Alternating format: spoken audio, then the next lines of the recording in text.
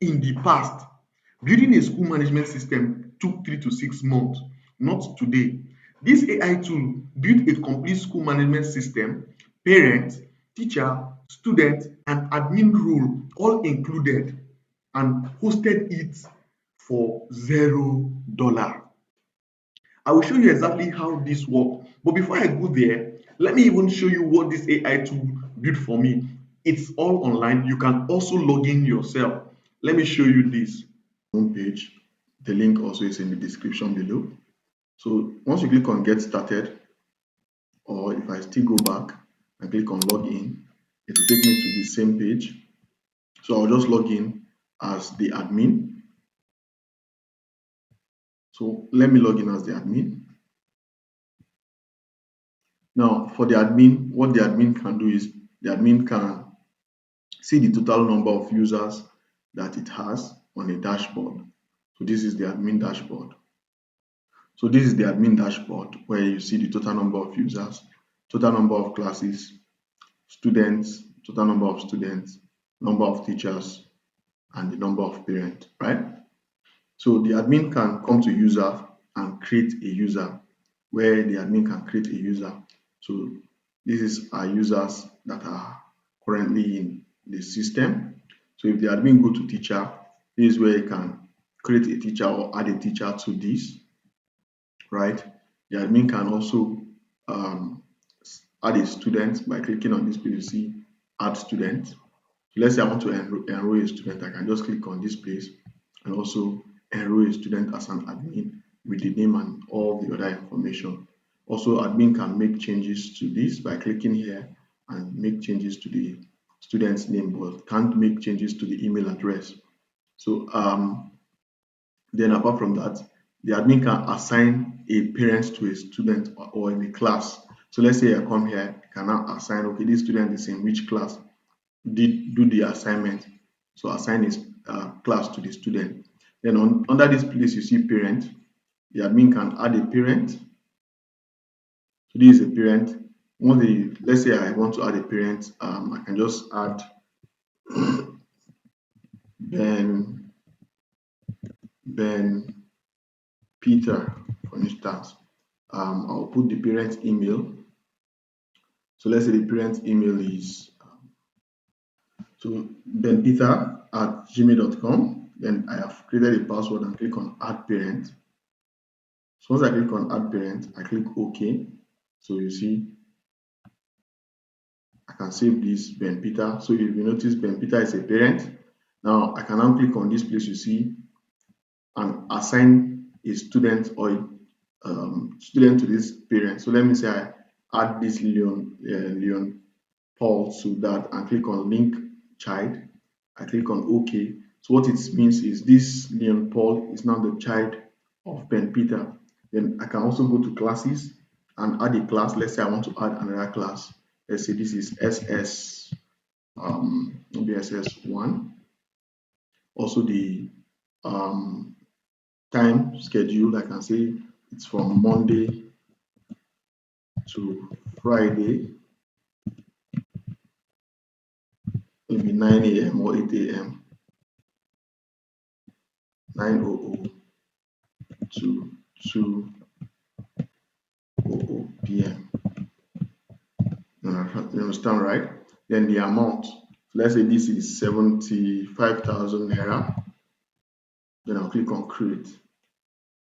So this is it. So you understand, right? So I've created that class. Then I can go to payment. So these are the payment, student and everything, the amount. So if there are people that are pending or they have not made payments for their school fees, you will see it here and the admin can send them a follow-up message. Then there's a place for report where the admin can go to a class. Let's say it comes to this class, let's say JSS1. Click here, it will see the students in JSS1. Then the admin can generate the report.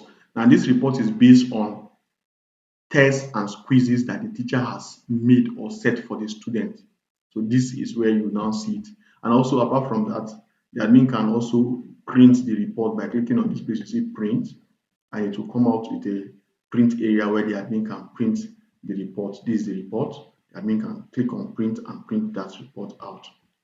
Now, apart from the report event, the admin can also create an event. Like, let's say there is an upcoming event, maybe a parent teachers meeting. The admin can come here, give that PTA, then the activity. If it's a meeting, you say meeting. If it's an exam or holiday, so the admin can also create a holiday event like public holidays, national day, and all those kind of things, right? If there's a meeting, so this will be added as a meeting. Then the date. So let's say the date is January, maybe January 25th. Then the description of the meeting and everything. Then they click on create event. Now, once the admin creates this event, what will happen is it will notify the parent and the student that there is a meeting. Also, there's a place for timetable where the admin can create a course or an event. Let's say there's a mathematics, let's just say mathematics. So then the teacher that is taking the mathematics, let's say Mr. Joseph, which room? So let's say room 301, depending on the name of the halls or venue, and click on save entry. So what happens is for JSS1 or for this class JSS3, this is JSS3 that is selected. So for JSS3, it means there is a lecture that is going to be happening at room 301 and the student can get to see it, right? So this is that. So let's say also for JSS1, you can also do the same thing. Let's say there's a mass, um, or let's not use mass. Let's change the time to this time and say maths. Then let's just put the teacher Joseph, room 2, let's say 101, based on the room. Just click that. So that is the time for JSS1. Now, if you go to library, there's also a place for library where there is a place you can add books. So let's say you click on add new book, you can now add the title of the book. Let's say this is a history book, so just put history. Then you put the author name. Let's say the author name is George Digitals, just for use. Then the ISMB number. Let's say this is the ISMB number for that book. Then how many copies do we have in total? So we say 100. And also we can add an image. So let me just show you that sharply. Okay, so I just click on this place. You see select image. Then I will just select this first one, this one here. So this is word history. I click on open. So this image will be added and I'll click on add book. So once I click on add book, you see it will be added here with this cover. So if a student maybe loan the book or borrow the book out, I can just click on issue a loan, and also I can select the students and loan the book to that student. So let's say I issue the book to John Mary. I can now put John Mary and say, okay, the date the student is to refund the book. Maybe let's just say 3rd of this, and just click on issue book. So I click on OK. So once I click that, if you notice the book number has reduced from 100 to 99. I don't know if you're seeing it here, right? Then apart from that, also there's also a place for transport management where they can create a route and add transport. So this is the messaging place where admin can send message to either teacher or parent or student. And this is the area. Then apart from that, there is a feature the admin can do. The admin can make changes to the school name. So let's say this name, instead of George, sorry, let's say you want to change the name of the school. Instead of George Potter, so let's say it's called the name SMS, which is standing for School Management System Portal. Then also the admin can make changes to the color. So let's say I want to make changes to the color to blue, this blue. Then this secondary color, let's say darker blue, something like of this color, of this sort.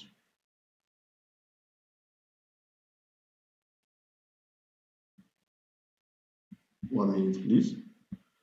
So this blue of this color. Then once I click on save changes, also I can upload the logo for the school. So if you notice this, the name of the school has changed, and also take note, this color also has changed. Then if I sign out from admin panel and I go back to the home page, let's say I go back to the home page, you notice this color has been changed This color has been changed. Formerly it was red, right? So admin has, even the name of the school has changed. So admin can do all those things. If you notice, all the color, even the login button also has changed, right? So admin has the privilege of doing all those things. So let's look at logging in as a teacher. Let me just log in as a teacher.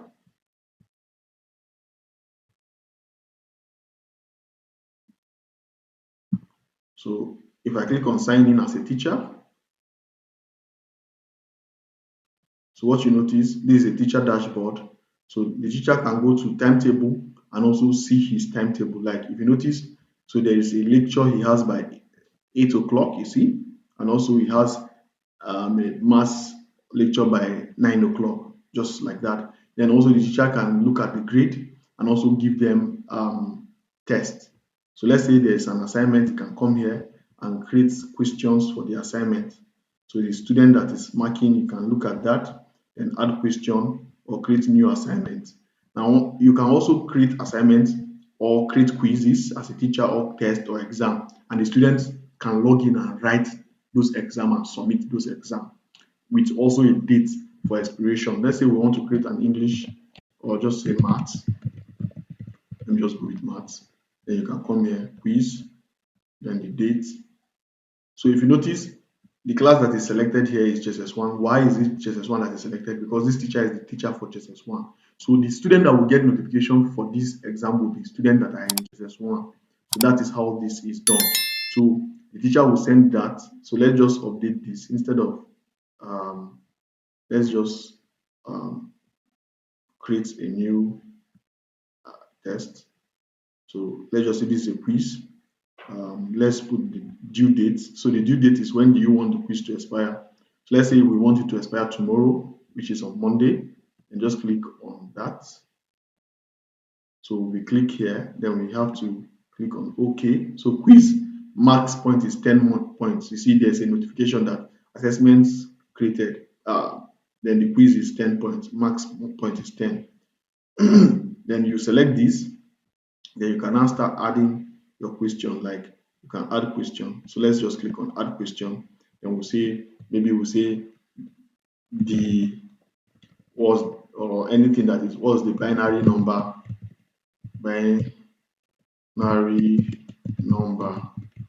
of, um, something like this. Then we'll give an option. Let's just say this is the option, right? Just for the purpose of seeing how to create quiz, right?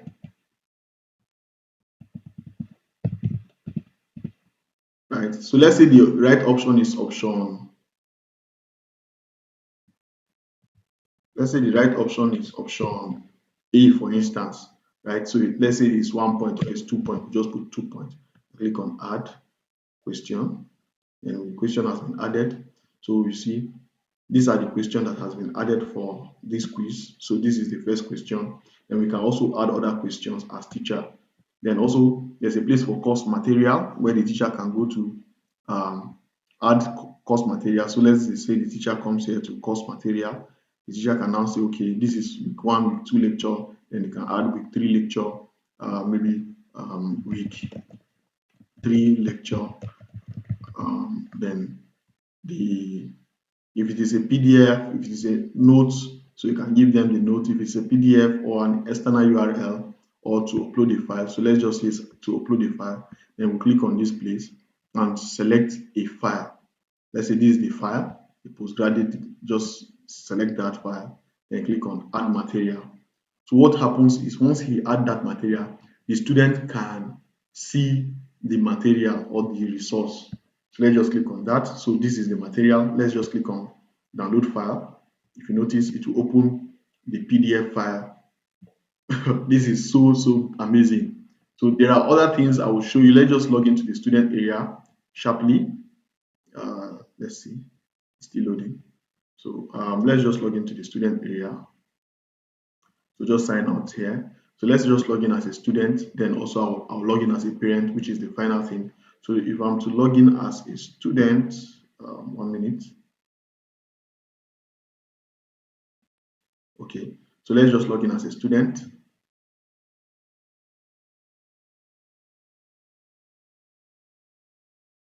So this is the material like I was trying to say, right? So this is the material you see. So the student can check the material out very, very easy. And all this was built by an AI.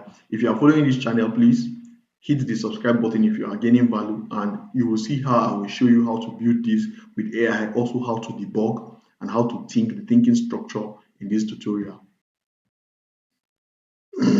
So we are logging as a student. So as a student, the student will get a notification. I don't know if you notice, there's an upcoming assignment. If you also click here on the notification icon, you see new material, new assignment. You're seeing it, right? Today's date with the time. This is the time. This is the time. I don't know if you notice. If I come here down, you'll see this is the time. I don't know if you notice. This is an upcoming event. So you can take the test. Just click on take test.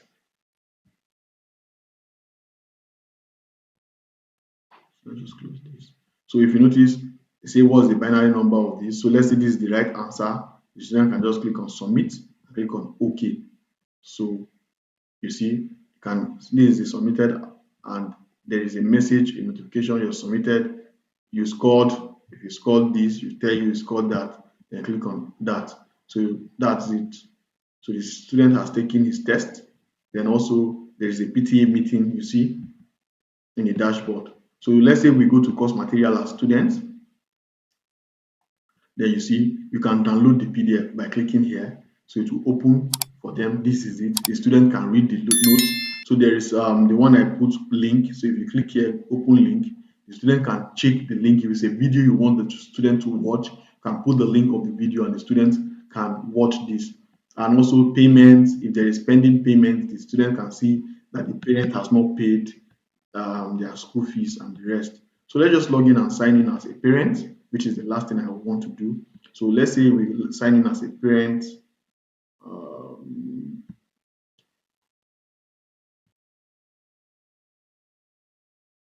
just click on sign in.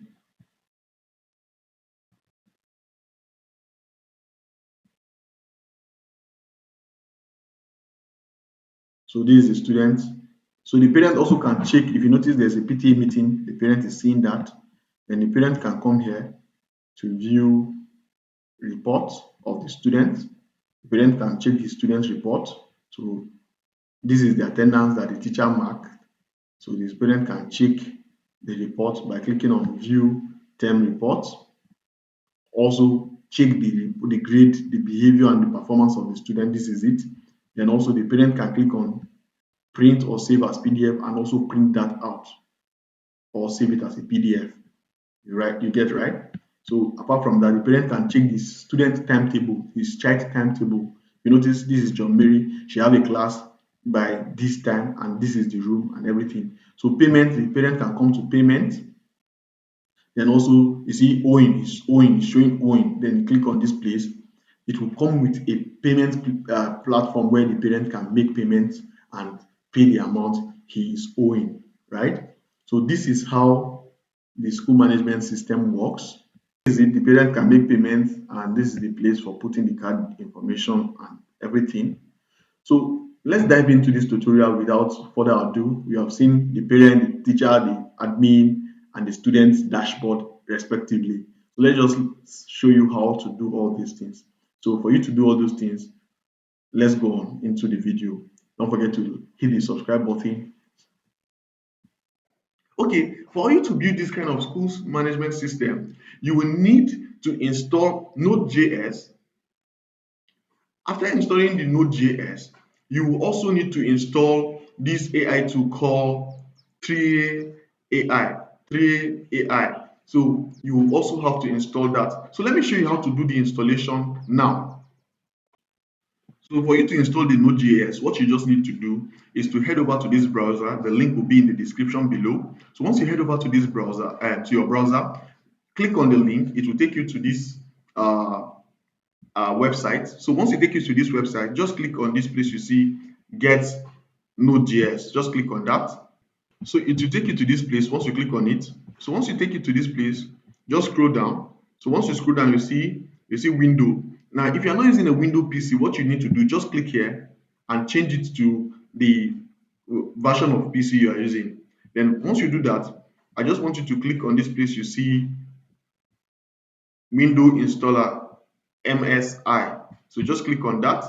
So once you click on that, it will download just like it is downloading here. It will download that, then you can run it on your system. Then the next thing you need to do also to go to this browser, which is Trae.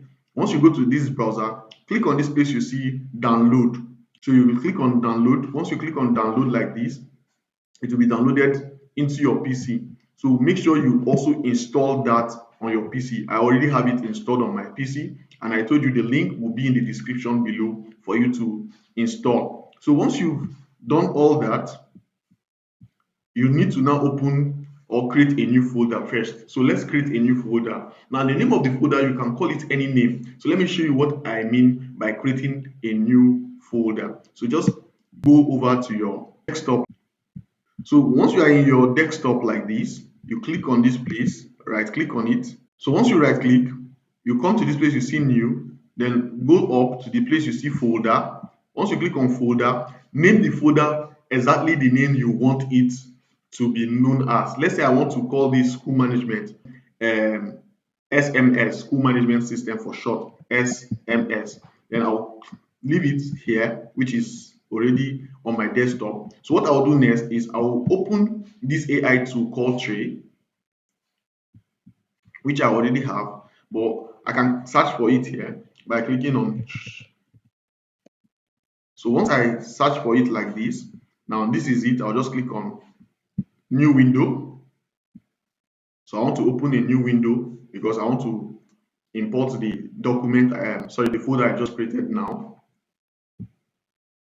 So once it opens, this is how it will look like. It will be empty. There is nothing there.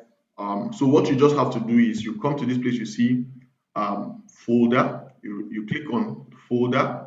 So once you click on folder, you go to your desktop, which is the place we have the folder downloaded, which is the name we call it is SMS. You click on that. So you click on select folder. Now, one thing I want you to note is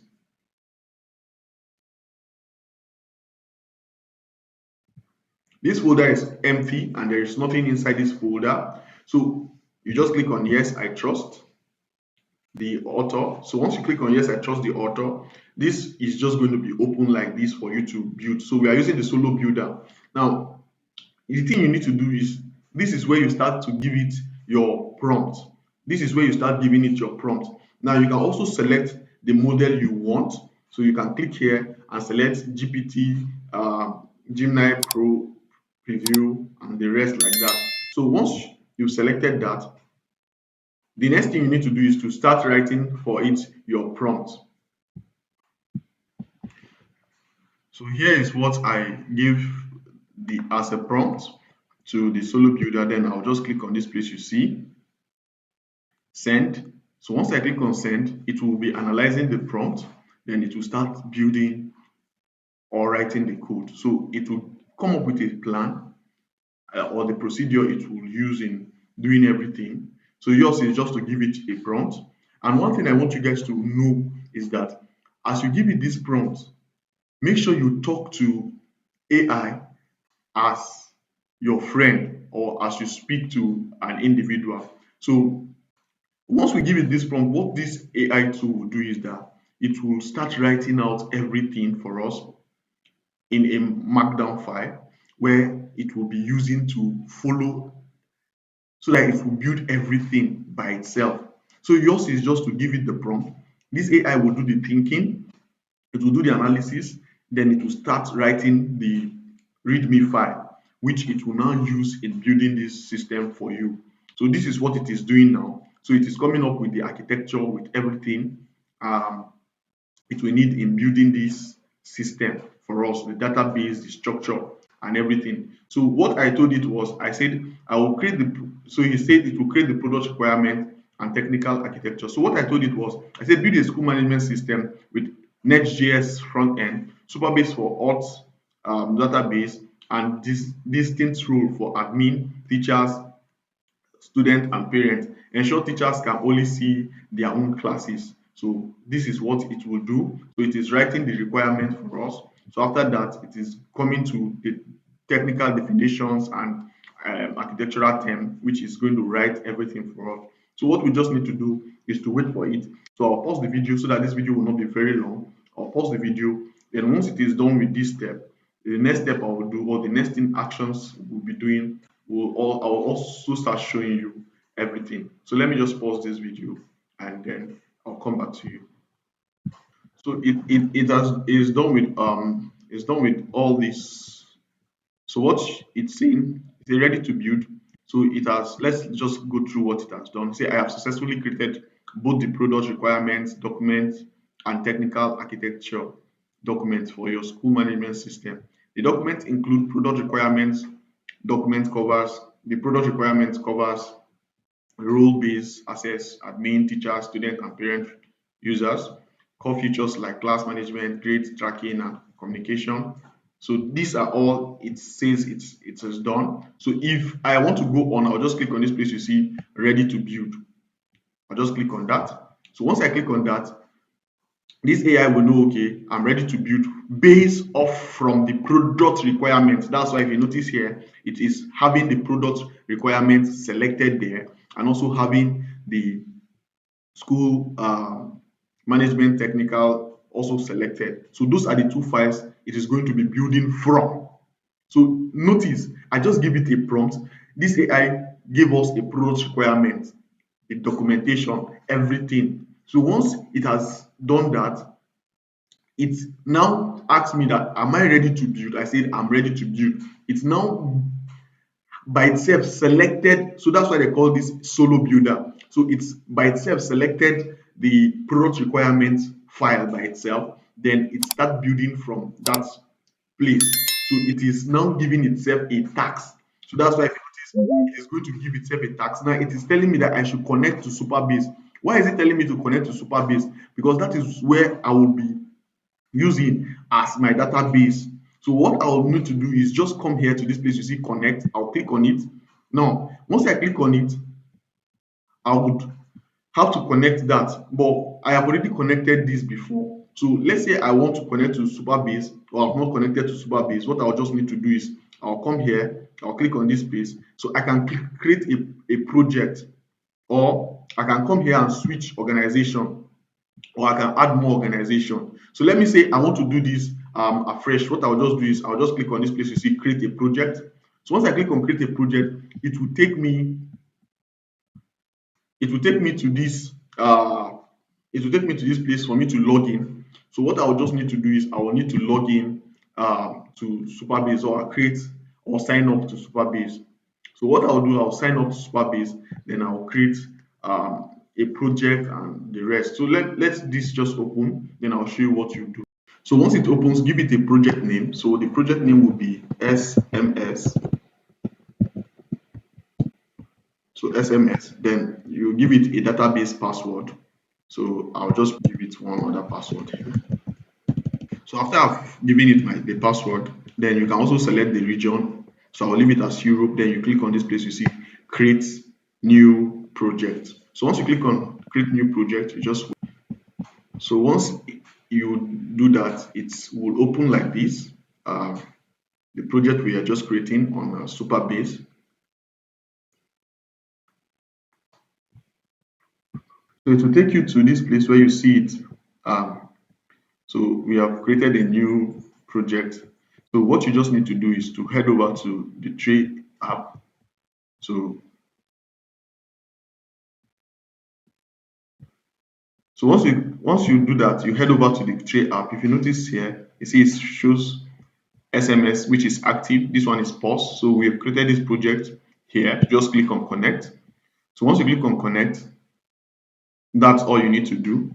So once you have done that, the AI will know that you've already connected the Superbase. The AI will know that you've already connected Superbase.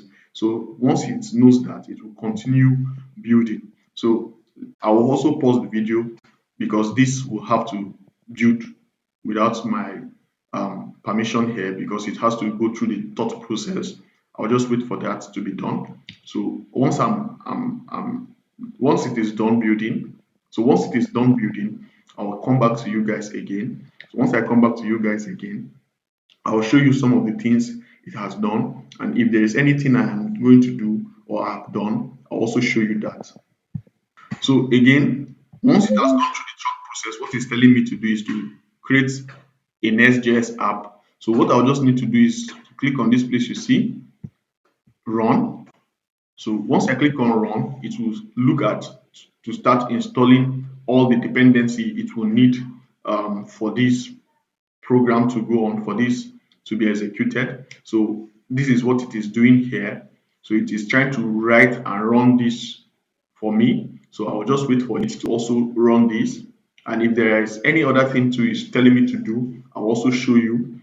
Now, one thing I also want you guys to know is that once you encounter an error, which we have not done yet, I will show you also how to debug those error. So just anytime we encounter an error, I will show you how to debug the error with AI. So let's look at everything and just wait a bit. So it's telling me to proceed. So just to proceed, just click on Y.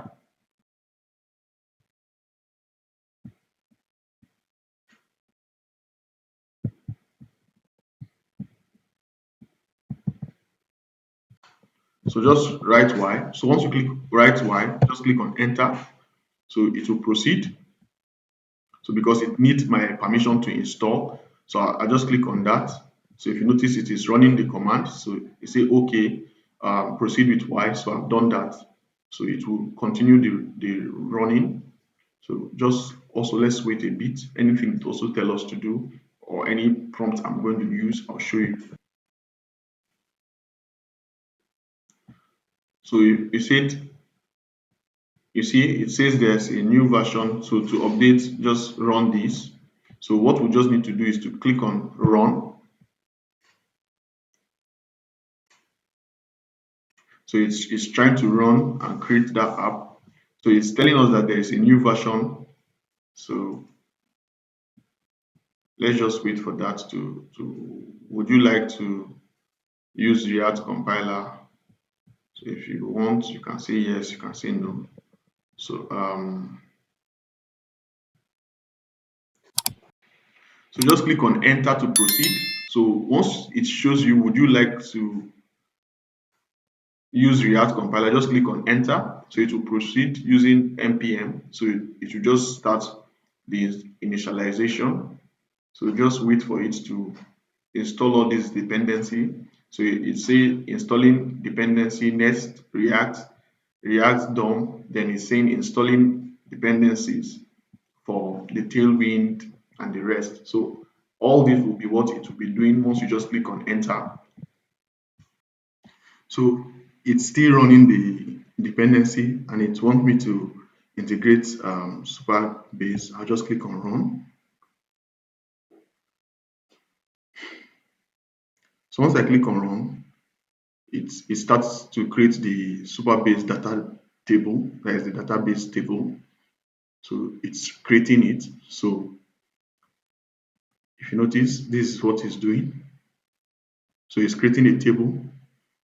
Uh, so I just click on, if you want to keep it, just click on that. It will. So let's just wait for this to finish.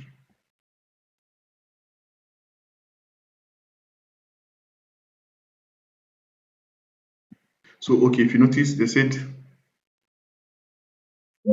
if you notice, it said, so just say move item path like this, destination first, remove item. So just do that.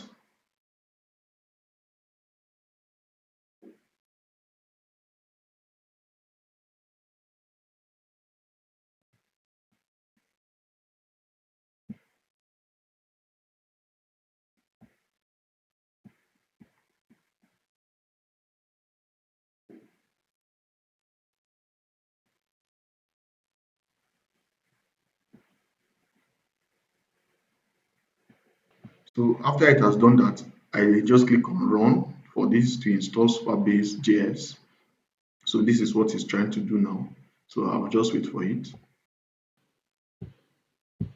So just click on run. So while it is running this, there's something I want you guys to take note of with the Supabase. So if you come here, and you go to the web browser.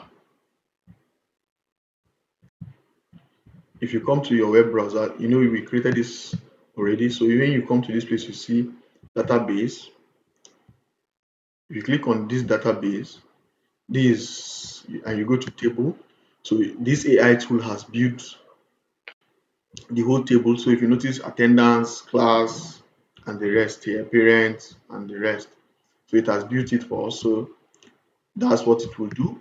So let's check. Um, so we are trying to run to see. So it's still working. So let's click on this place you see run.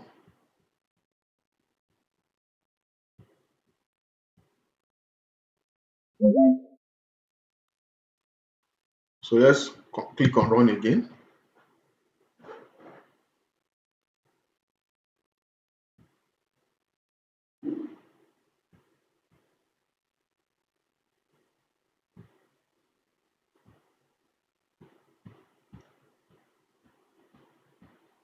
So you said open this. So it has given us a place for us to check what it has built. So let's see.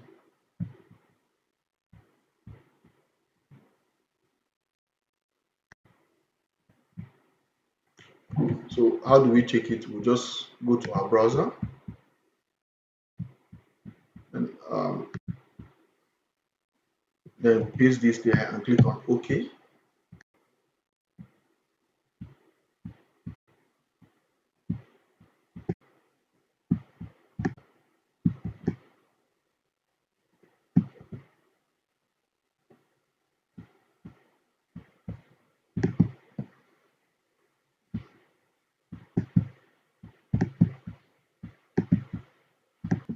So if you notice, this is what it is showing us as an error. So you say big error. So what we just need to do, just get the error, just copy the error. So once you copy the error, you go back to the AI tool. So what I said was, I said I noticed this error when I go to this the address which it gave us. So what I need to do, I will paste the error here. Sorry, I need to paste the error within this parentheses. So let me paste the error. So I click on this.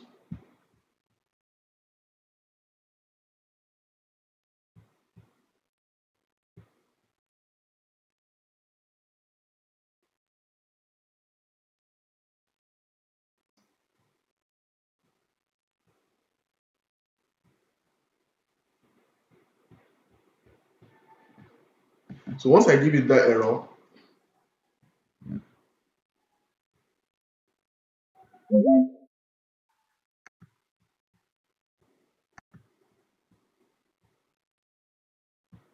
so I've deleted.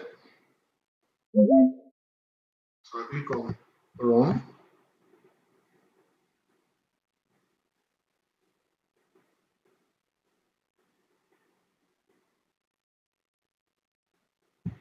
So let's wait for it to run.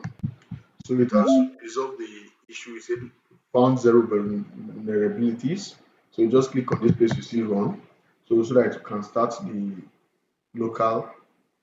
So let's just see what happens.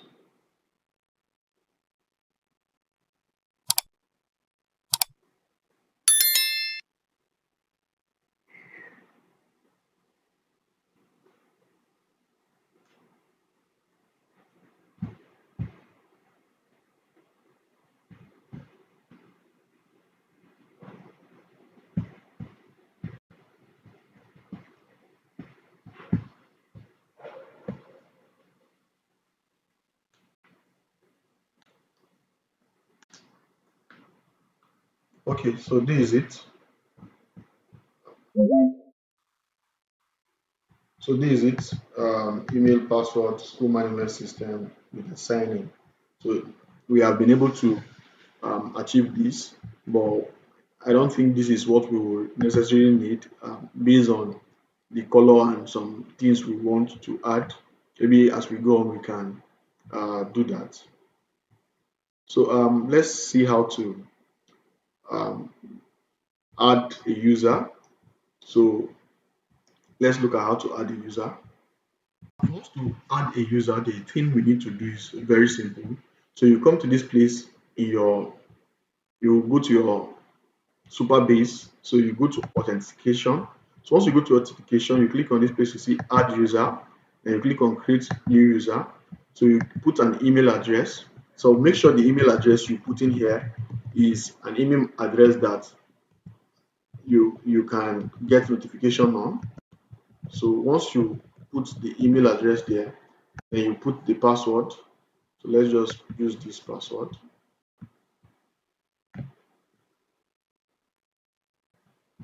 So I'll just click on this.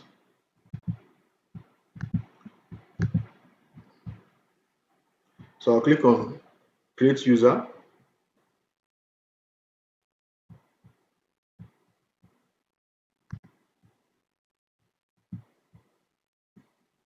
So if you notice we have an issue. So you see database failed. So let's see why it's not allowing us to create. Um,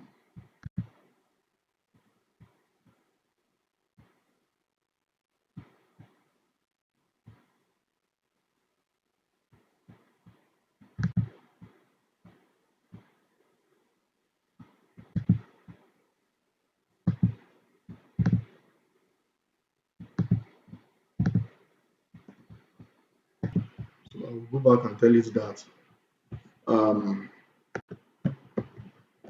I tried creating a new user and it showed this error.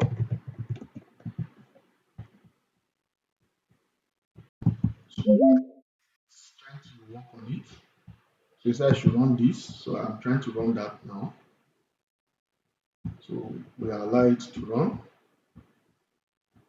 So it has fixed the issue and it came up with a sign up. So let's see if we try to sign up. Let me just put a name. Instead of that, I use admin, then the email.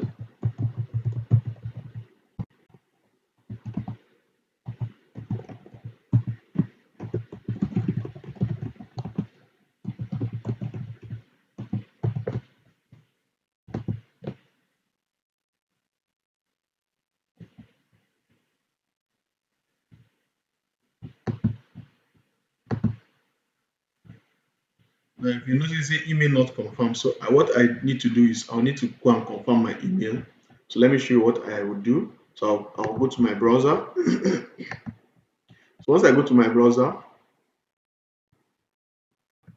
I'll click on my Gmail and open. So you could remember I said you should make sure it's a workable or a working email. So let me see if they send me a confirmation from Superbase. So if the confirmation really came, it means it worked. So just click here on this place, you see sign up, then click on confirm email, right? So you can now sign in with the email.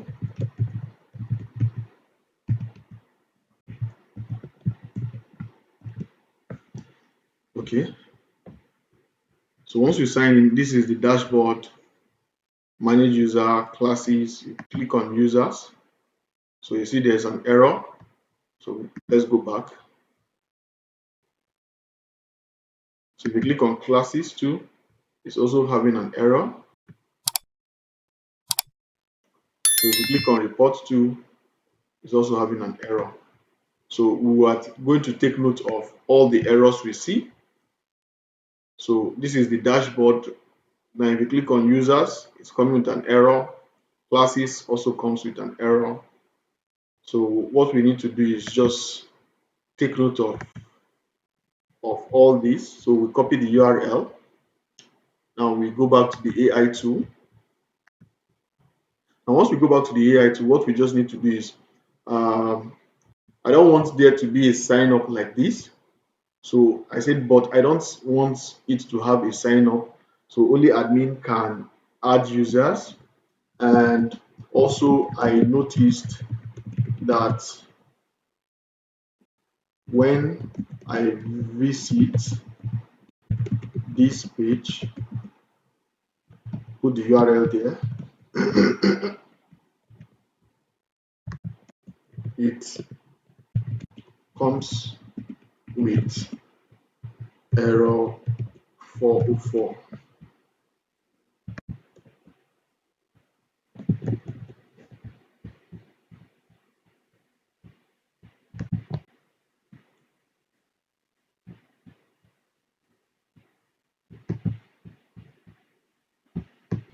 So I've, I've sent the message. So this is what I told it. So I told you it comes with error 404.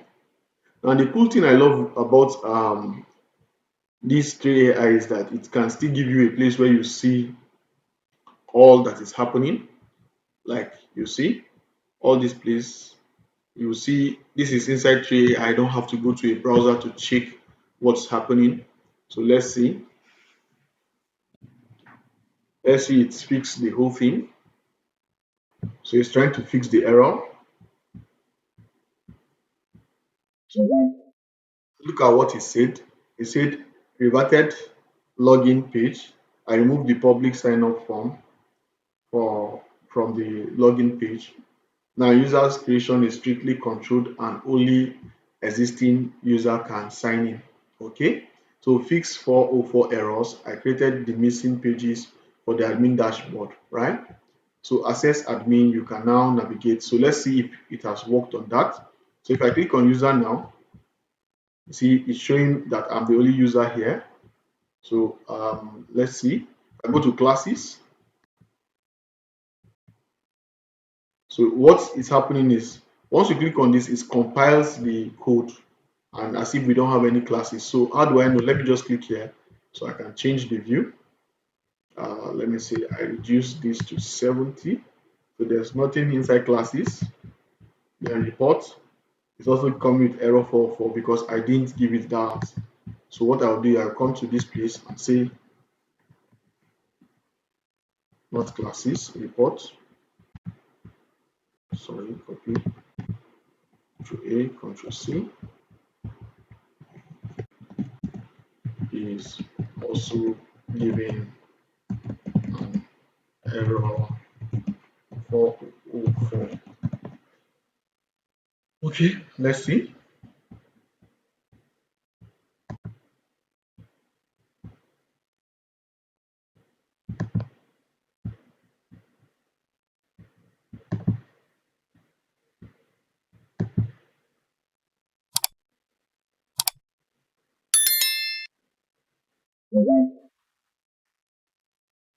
So it's trying to compile. If you notice, this is it. So so if you go to report, so it's also compiling that. So this is it. So total user, you see the system report. So total user, with some details, analytics, and reports feature will be implemented here. So student and the rest, right? So now, once we are able to sign in like this, the next thing we want to do is we want to add some other features. That's why if you notice it say, let me know if there is any other missing pages or features you need. Now, what we can do is, since we are able to get to this point, we want to add some other features like the parent page, the student, and the other ones where they can take tests, quizzes, and the rest. So what we'll do is I'll give it another prompt. So just wait, I'll put the prompt so that you can also use. So what I did was, so I told it that, so with all we have done, what other features are missing that is needed for this to be a fully functional school management system. So it gives us all these, it gives us all these. So it's recommend. So what we do is you say go on. So you can ask the AI to go through because this is a solo builder. It will go through everything, then it will look at what it has done, then it will start creating all the other features. So let's look at that. Let's let it build. Then I'll come back and tell you what's remaining. Let's continue. So it has worked on this. So if I click on classes now and I click on create class, I can now give it a subject, the class name. So let's say just S1, then the description, the class schedule. Let's just create this class.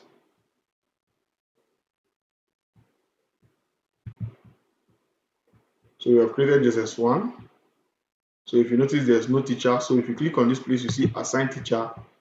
We don't have any teacher, so we can't assign teacher because there is no teacher. So we'll come back and say,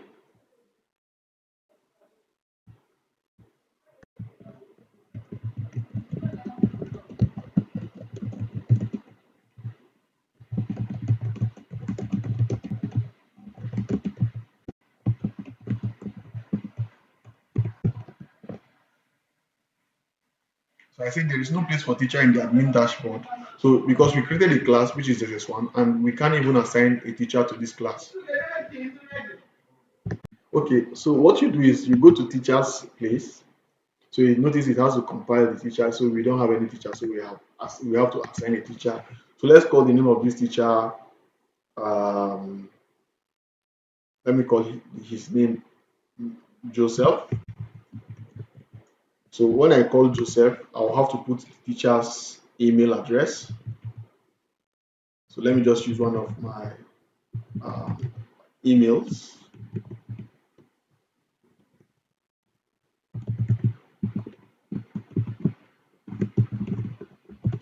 So the reason why I'm putting a functional email is because they will be sending me a confirmation code. So I'll just put a password here.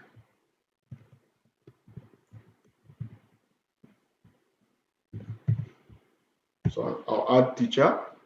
So once I add teacher, that teacher will be created. So his email, his name, and the class. So I've not assigned any class to him. So how do I assign class? I'll just go to classes. Then I'll come here, click on this plus icon, click on this. Then I'll assign Joseph as the class teacher for JSS1. You understand? So that's how to assign that teacher, and I will create the password for that teacher. So if you come to teacher, if you see Joseph is now the teacher for JSS1. So if you go to user, you see that we have the admin and we have a teacher here.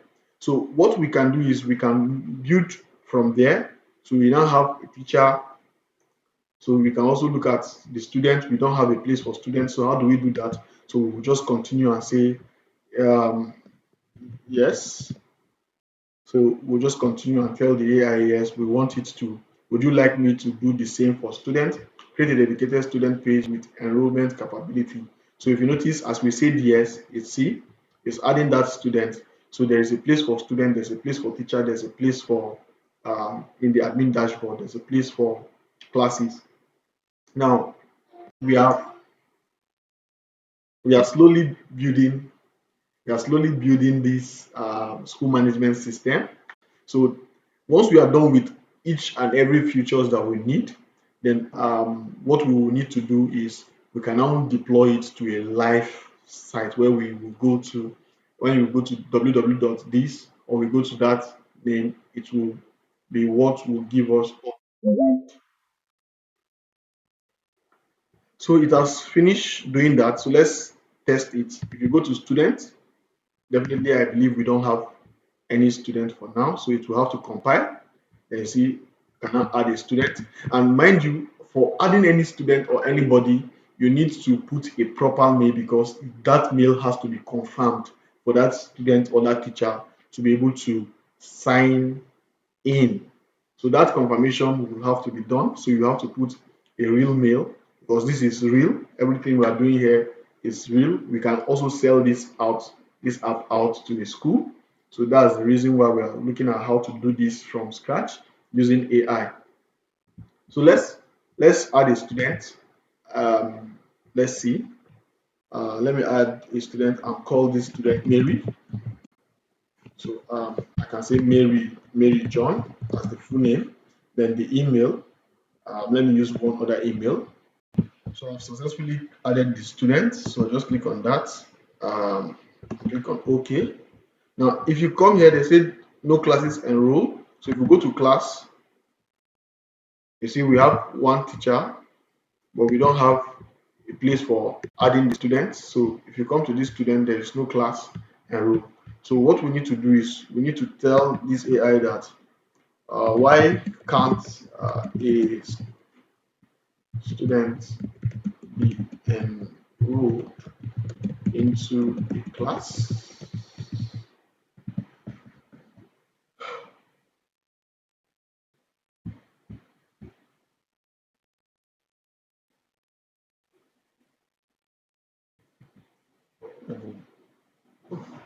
I'll still be around. I'll be around. Okay, you want to ask me?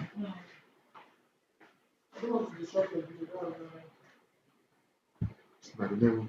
So because of I said why can't a student be enrolled into a class? So it comes up with this. So because if you notice, this student which I just enrolled, Mary John, cannot enroll into that class. So it's trying to create a relationship between each and them. Now, if we come to this place, classes, click on this. It's only teacher we are seeing. Students, classes. Let's see.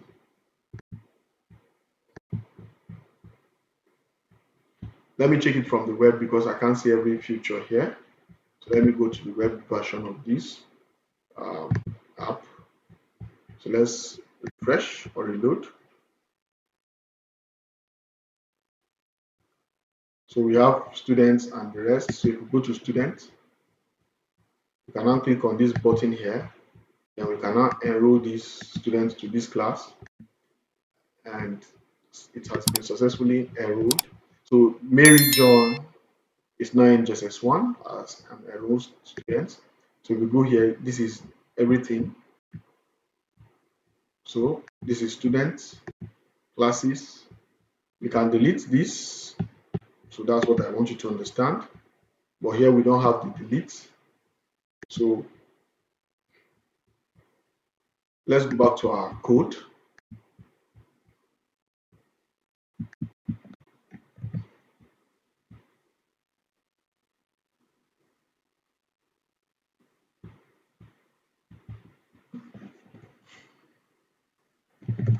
So I say the admin should have the ability to add and remove any of the following. So we do that. We say teacher, students, class, or we can just say okay. Let's just I wanted to say user, but let's just keep it at this point. So the admin should be able to add and remove. So that's the remove has to do with the deleting, right? So we also want to have a parent's role in this app, not just only student and teacher and admin. We also want to add a parent role here. So I'll just say parent.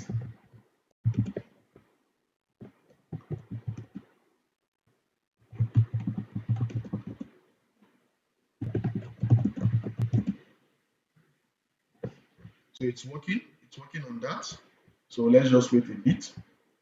So I said I also wanted to have a place for parents. So I just sent that now. So it's going to also look at that. Now, after everything, I will now ask it down with all this. If you notice, it has added that parent. So after all this, I'll say with all these features and everything, what can we add to this that is missing? So it will go check over the code and give us what is missing so that we can have a proper school management system. So like the parent, what future will the parent have? Like the parent will be able to check their students whether they are present or absent from school, check their student report sheet. The parent will be able to make payment for their children's school fees and also check if there is an assignment and also communicate with the school authority. So that is for parent. For teacher, the teacher will be able to send text, assignment, and all those other things. So we'll also look at all those functionality as we move on. So for the admin can be able to check if a parent has um, make payment or not. The teacher will be able to do what the teacher will do, like the grading, the marking of attendance, and the report card or the report sheet giving the report. Then apart from that, the student will be able to go for his classes when due. So let's just run this.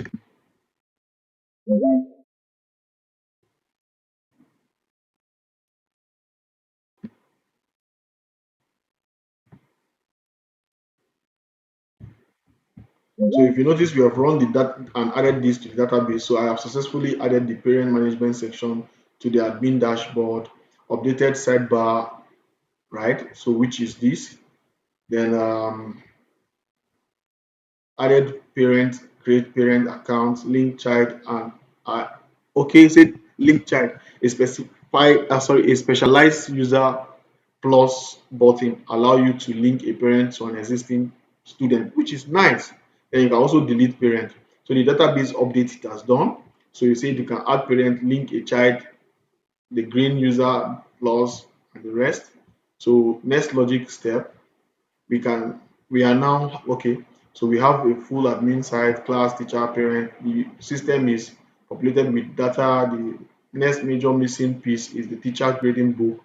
Teacher need to be able to log in, see the class, enter grades, and okay. So let's do that. So just tell it to go on with the teacher future. So we are trying to build this step by step. So we want it that the teacher will be able to log in and do all those things. So let's wait for that feature to be added. What I did here was I said before we go on, I was thinking of having where the admin can see what the parent has made payment and all those things. So it has added that to the admin place. So this is it. So it's still building that. So that's why it's coming with this error 404.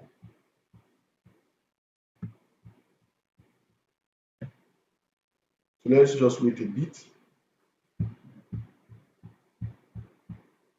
So it's trying to add it to the sidebar here, which is payment.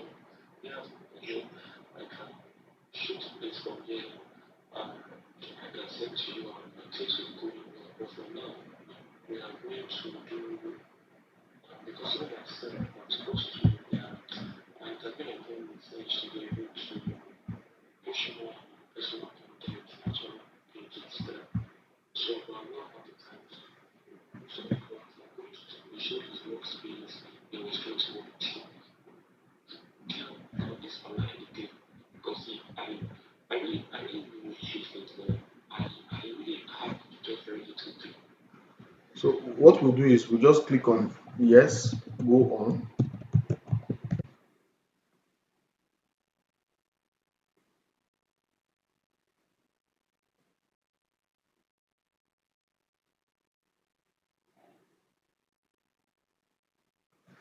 So as we are here, let's just wait a bit and come to this place. You see sign out from the admin.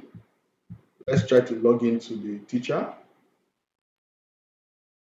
So you know we created a teacher. So we have to enter the teacher username or the email.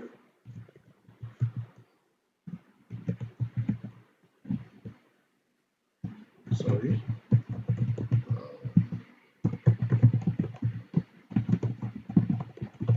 So the password. So if you click on this, it will not work. The reason is because I've not confirmed that. So I'll have to confirm it from my phone. So let me try and confirm from my phone. So I'll go here.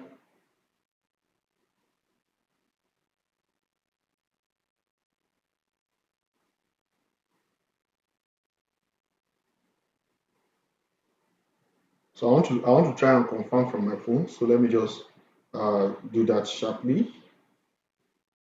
Um,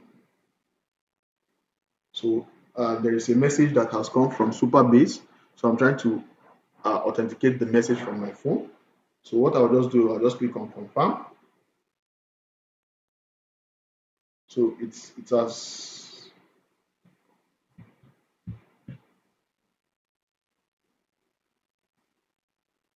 so I've confirmed that, if you notice, right? So if you notice, it says this is my class. I can manage class, but it might come up with an error 404. So that one is no problem if it comes with that error.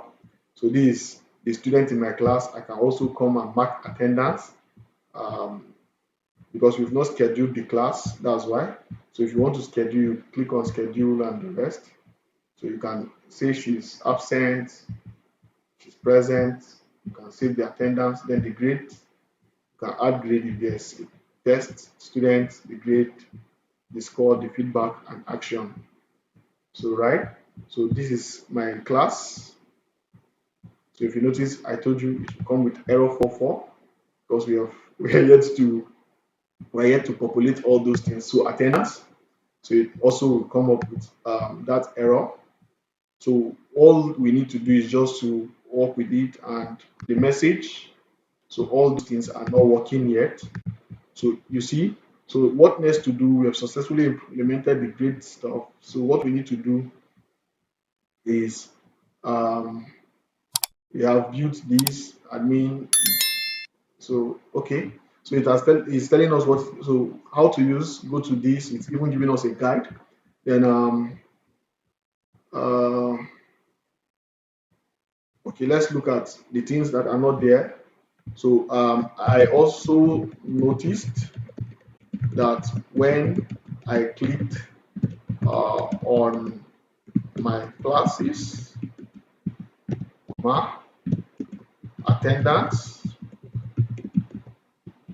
and messages on the teacher's dashboard, it comes with an error 404.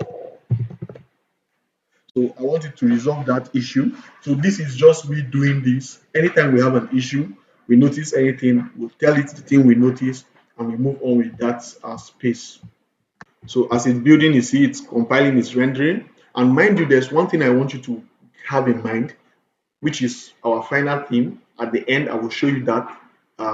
So that thing is we are going to be putting this and deploying it to a live website where we can visit it.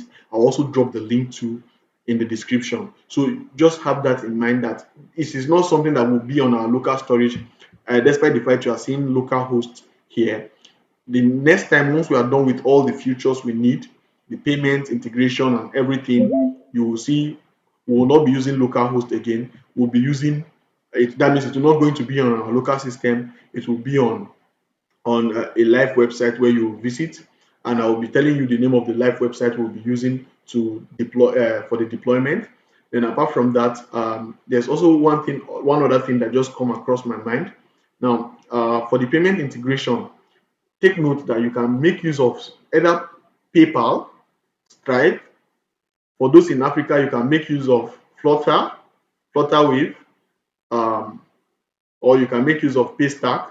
Then those in India, you can make use of Razorpay, and any other payment method you are conversant with. And I'll also show you how to do that too. So, but one thing I want you to know is that any feature you want to add, just go on, tell it to the AI that this is the future you want it to have, this is the thing you want it to. Now, and after that, if you want it to have a color, maybe we don't like the way it is just looking white without any color, you can tell it that, okay, I want you to use yellow color, I want you to use navy blue as this, then yellow color should be for the buttons and this, depending on the kind of color you want.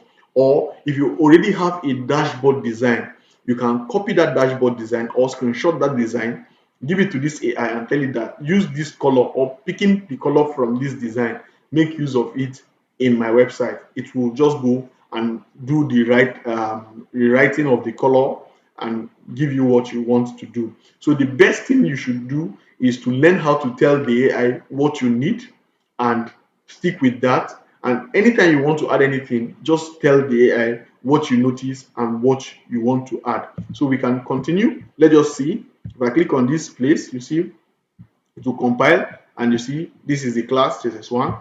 So you can click on this, you see the name of the student. If you go to attendance, let's look at the attendance. Also, you see you can also mark an attendance for a student. Then the message, so there's no message yet. So message system is under development, so we have not developed the messaging. So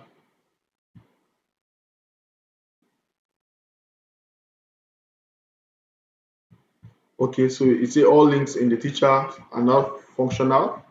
So I noticed we have a place for um, message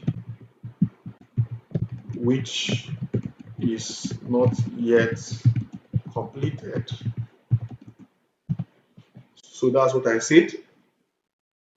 So that message now, it will look at how to work on the message.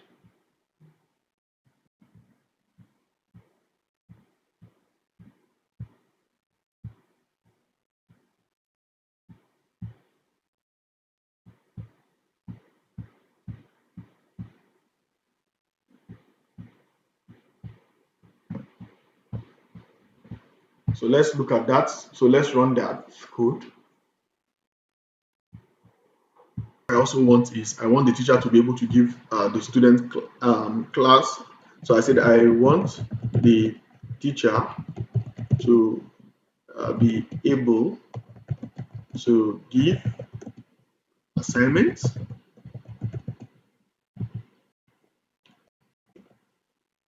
quizzes, and quizzes, tests, and also exam to their students. So these are the features I want you to add. So not just having only this. So it's not just going to have the dashboard, the grading. So now what I will also do, the way I'm thinking is once it is able to give them the classes and all those things, so any student that has taken the test, automatically the grade will be imputed to the grading by itself without the teacher going by itself to go and be okay, this student got 80, it got 35, it got 36, let me go and update the grading. So it will be automatically upgrading. So as a student write the exam, the grade will be automatically updated on the grading place. So let's wait for it to run this and start building. So let's just wait and I'll come back and tell you more. So you see, we are looking at this. So let's look at everything. So if you go to this place, you see manage classes. So if you come to grades, you see there's a problem here. So what we just need to do, we just need to copy this issue. So just come here and paste this um, with the error. So just copy this link.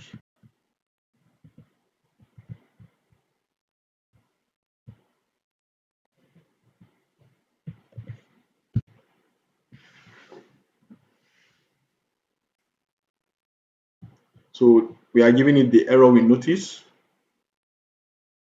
So it's going to work on that. So they said application, so it's trying to compile. Let's just wait a bit. It's working on that error. So let's go to grade again. Then you see we can now add assignments and the rest. Quiz, is it test, is it assignment, is it quiz, right? Description, you can put the title of the stuff there. So that's that. I want the grade to uh, be on the sidebar. So I want the grade to be on the sidebar instead of me going into things deeply just from the grade. And apart from adding the grade to the sidebar, I want it to be that whenever any student take a take any of the following, so we'll put a bracket. So the following should be assignment, test, or quiz, quiz or quizzes, test, and exam. They should automatically be added to the grade. Now, as the mark for the assignment, please take note that we have to make all these things to have a mark. So for every test we are writing, every assignment should be maybe 5 mark. So we are looking at how to get them to 100. So the exam is over 60. The test, which we are going to be writing, is 20 mark. So that is 80. Then the quizzes and the other ones will take 10, 10. So we'll say notes, assignment is 10 marks. Test, sorry, yeah, quiz is 10 marks. Test and text is 20 mark, and exams is 60 marks, making a total of 100, if I'm not mistaken, marks. So let's see if we are able to do that. So I want it to be that whenever a student or any student take the following, which is text, quiz, assignment, and exam, they should automatically be added to the grade note. And I'll give it a note that each of the assignment, the test, and all these things the teacher will be creating should be this amount of mark, right? So let's check the grade. Let's see if it has adjusted. So you see it is coming with JSS1 because that is an open grade book. So you can now give an assignment. So you have to give that quiz or assignment, the date, the due date, and the description. So that's that. So we are now trying to alter some things in the code so that we have it nice, so that the teacher will not be always going to just imagine every time the teacher is always going to do that. But another thing we can also do, we can also do that. But that one will be somehow. Another thing we can do is we can do that anytime a student is in the school, he can mark his attendance by himself. But the issue with that will be that anytime a student is not in school, because he has that access, he can automatically lie that, yeah, I'm in class, and it's not. But the way we can counter that is, for every class we should have a class. That will be too much a work to do. So let's just leave it that only the teachers can sign attendance or mark attendance. Let's just leave it that way. And we can do it that it should be attendance by maybe by subject, but it's also going to be a long thing. So let's just keep it this way. So after everything I said, okay, I don't just want it to be that the teacher can create test, quizzes, and assignment. There should be a place where the teacher can add questions and options. Student could select to so the grading could work. So hope it understands. So it created this. So after that, what I just did was I just say go on and accepted and run that program, and it has done that. So let's check if it is working. If I click on this, so let's wait a bit. So let's check this. So you see you can add question. So there's a place for adding question. The teacher can come here and say this a plus b and everything. If it is 2 plus 2, let's just say 2 uh, plus 2, then it will put the option. I'm just giving an example. Let's say I put 3, uh, 4, maybe I put 5, I put 6, then I can come here and say, okay, this is option B, that is the right answer. 2 plus 2 is 4. Then I'll click on add question. So it has added. So you see, and the rest. So the student can go and write this test and everything. So if it is a test, you say this is a test question and the rest. So let's see. The question would appear in the list. This creates the foundation for students to actually take the test online rather than just having teachers manually enter grade. Shall we now implement the student interface? So, okay. So, am I okay with all that is here? Let me see. Am I that? Is this okay? So for now, this is okay for me. Let's just go to the next. Yes. So go on with that. Let it go on with that. So the next step it want to implement is the student step, where students can have their own dashboard. So okay, it has done that. So it is creating this complete the full assignment cycle. Okay.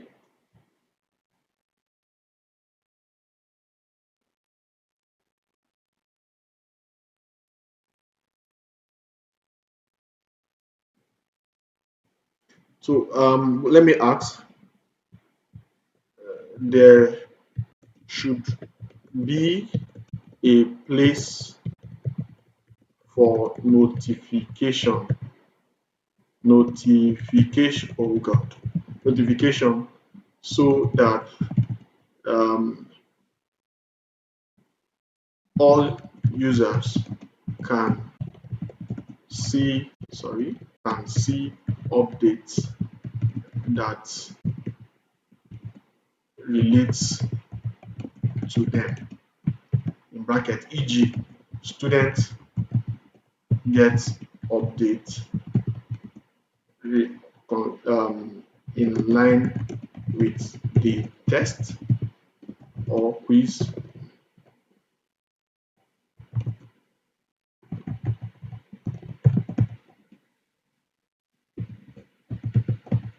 So that, just click on that. So why am I saying this? So that if I log in as a teacher, if there is an update or a message or anything that relates to me, I can easily see it from my notification dashboard instead of me just entering and I don't even know if there is anything for me regarding that. You get right? So let's run this. I also said, what other features do you think we need regarding admin, teacher, and student? So you want to see, it's mapping out some certain things to see if there are other things. So you see, it said course material and resource highly recommended. Parent dashboard, we have a parent role and link visual class, timetable, advanced reporting.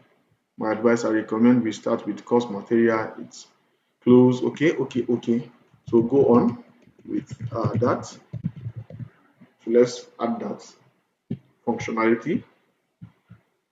So let's run this. Click on that. So after we've said that, let's just click so that create this to the table. Now, one thing I want you guys to take note of is if we go over to our web browser, if you come over here to our web browser and go to Superbase. Now, if you come to this place, you see authentication, right? If you open it, you will see the users we already have or we've created. So this is them. So they have provided their email and they have authenticated it. You see everything here. So this is waiting for verification. I've not verified for the student. So you see the mail, right? Now, apart from that, if we go back to the database and we go to tables, so once we go to table and we scroll down, you see we have a place for assignment, attendance, class, student, teacher, and the rest. Then if you look at parents, payments, and the rest, so we have all that in the table. So there's something I was looking for. I've not seen it here. Let me say I search for profile. So this profile, if you this is the profile, we have three. If you come to this column, you see there is a place for email and the rest, the ID and the rest from the table. So just go back to this. So we have all these and their description and the rest. So let's just go back to our code base. So you see there's one issue. So see the issue, we'll tell it about the issue. So let's just wait for it to work, finish working. Okay, we have one issue. So this is the issue we noticed, build error this. Then you copy that error, you come here, you paste it, then you come here, delete this, then just click that. So we want to fix the error we are seeing, this one issue we see. So this is the issue, the error. So we're trying to fix that error now.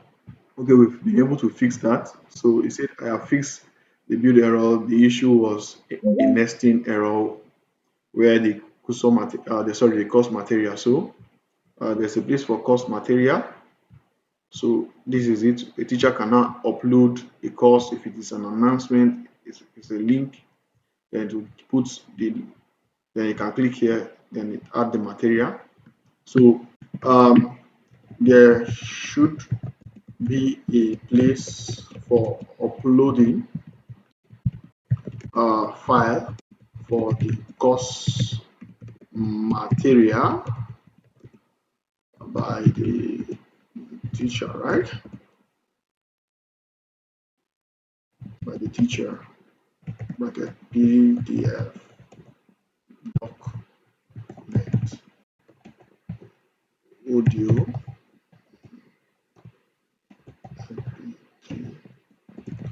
video um, video URL not more than maybe 20 MB. Set a limit.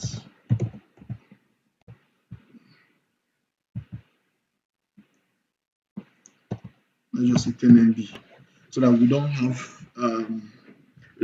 bulky things because this is going to consume space for the database. So let's not just go and put plenty things. We can even say 5 MB. So let's just wait for that to be added. So, okay, then we'll click on this place you see run.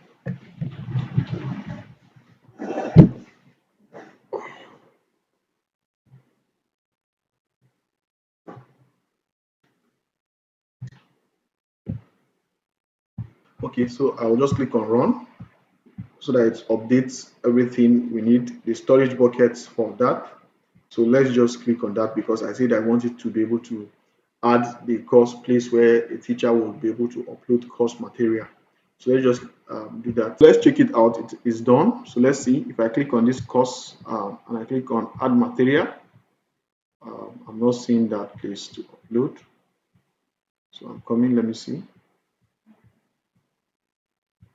Okay. If we select this, then we can now choose. So we have to select the type of.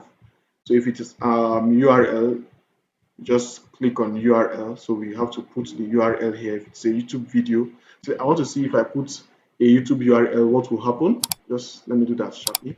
This is me adding a URL to YouTube and just click on that.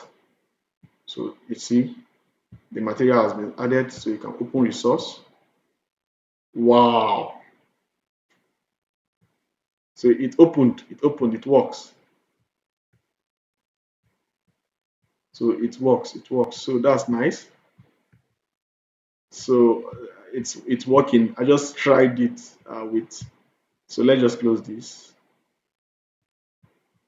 Okay, so back to where we are.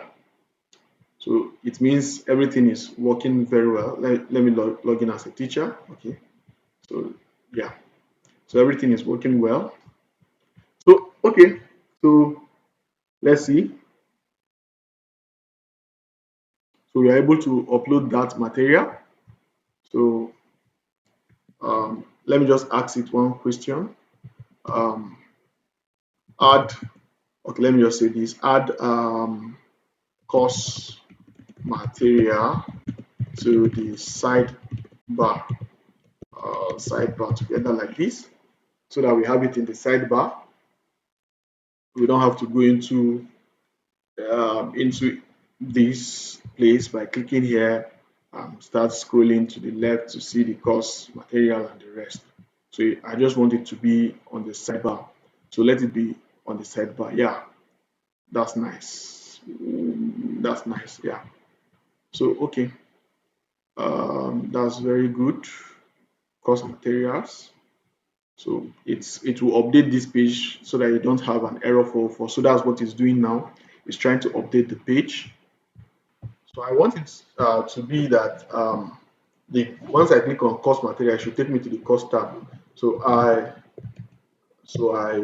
want it to be that once I click on the course, not click on the course material, it should take me to the course tab, yeah, not tablet tab.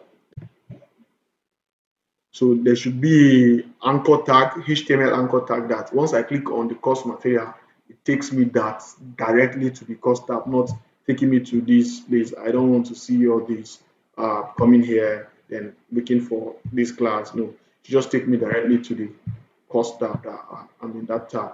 Then let me also check for the grades. I don't need this, but in a bit, it's somewhat reasonable that this is good because we have JSS1. What if the teacher is taking JSS2? So that's one thing. That's one thing we also have to put in consideration too. No, no, no, no, no, no.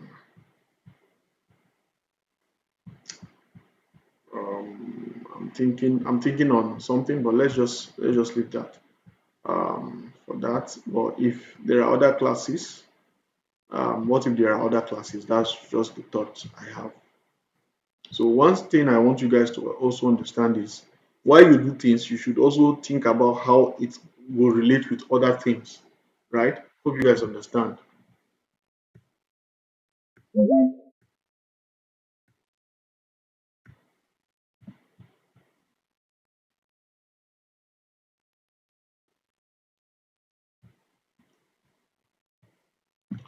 Okay,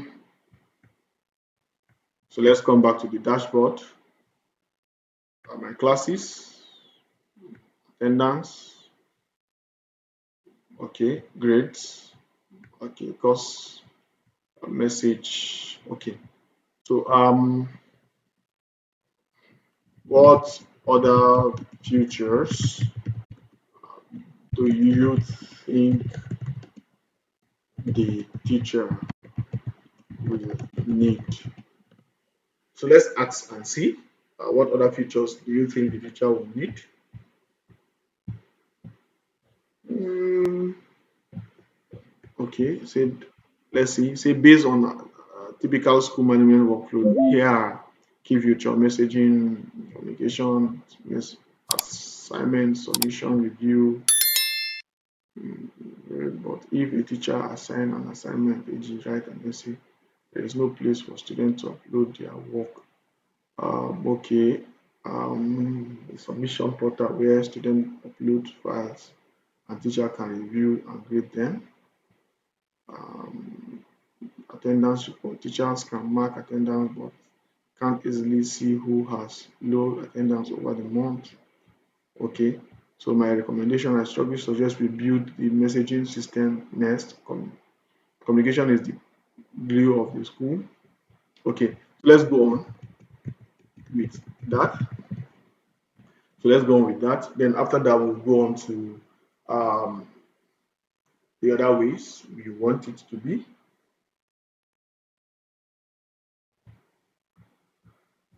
So the other things that are missing here that we want is apart from messaging, a place for submission and review. So let's run this.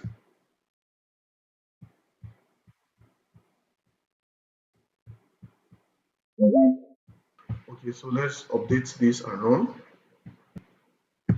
Okay, it has updated the whole thing, so we can move on to the next.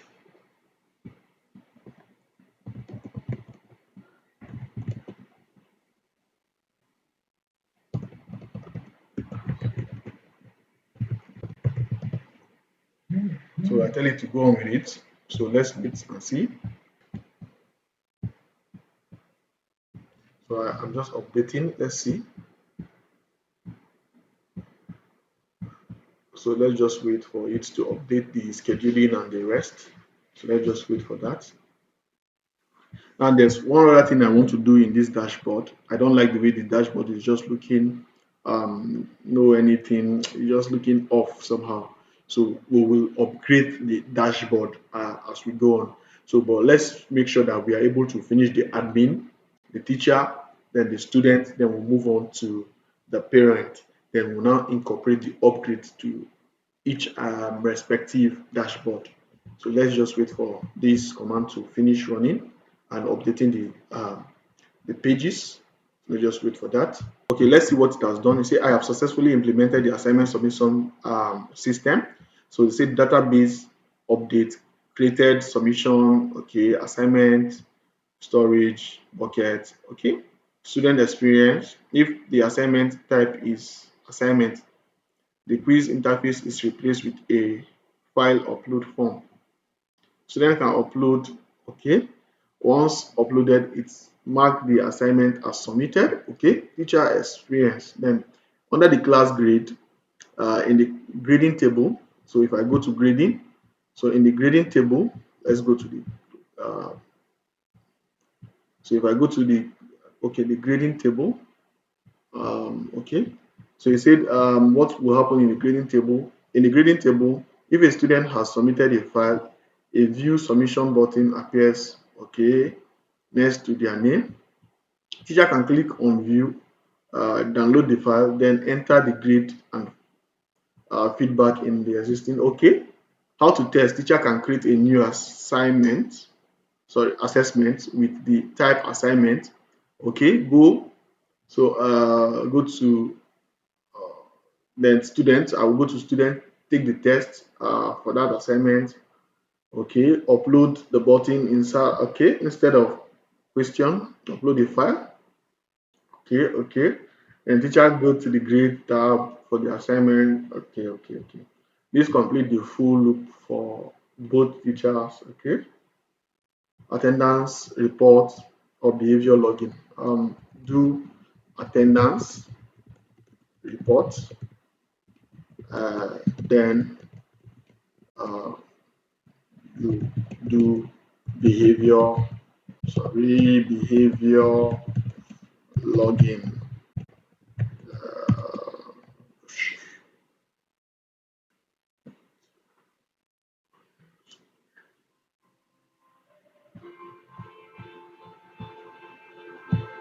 Okay, so let's see. It's trying to understand what I told it to do. So it's defining that. Let's just wait for it. Okay, so for every this thing that needs, so we need to update the table of the database. So what we are updating is the behavior log. We don't have that. So it's trying to add the behavior log. So if you notice, we try to do attendance report. So we already have an attendance. So it's just for us to do an attendance report. So you can go to the view report. So you can see if it's present or not. If it's late, you see the late, absent, and the rest. Then um, that's for attendance. Okay, so let's see the behavior report, positive or negative. The teacher will be able to assess that. Okay, so let's just wait. Let's just wait a bit. So we're now asking a question. Can parents pay school fees? So let's see. Um, so let's see if we are to do the payment integration. Yes. Okay. So they said yes. They can. We already have a Stripe integration. I don't have a Stripe account. So I said no. I want to use pay stack instead. So it's want us to I want us to use pay stack. Since I'm in Nigeria, I'll just click on this. So it will come with a pay stack line inline JS for us to integrate with Paystack since we are using Paystack. But if you're using Stripe, you just put your Stripe login details there. So that's for those using Stripe. If you're using PayPal, you also do that. So install let's install this. So let's do that. So let's install the Paystack inline JS. So it's installing that. So npm install pstack inline.js legacy PI depth. So let's wait for that to be done. So it has enabled. So you need to add your pstack public key to your environment variable. So open your environment variable. So how do I get to see that? I'll just have to go to my developers view. Uh, can check for my workflow. Um,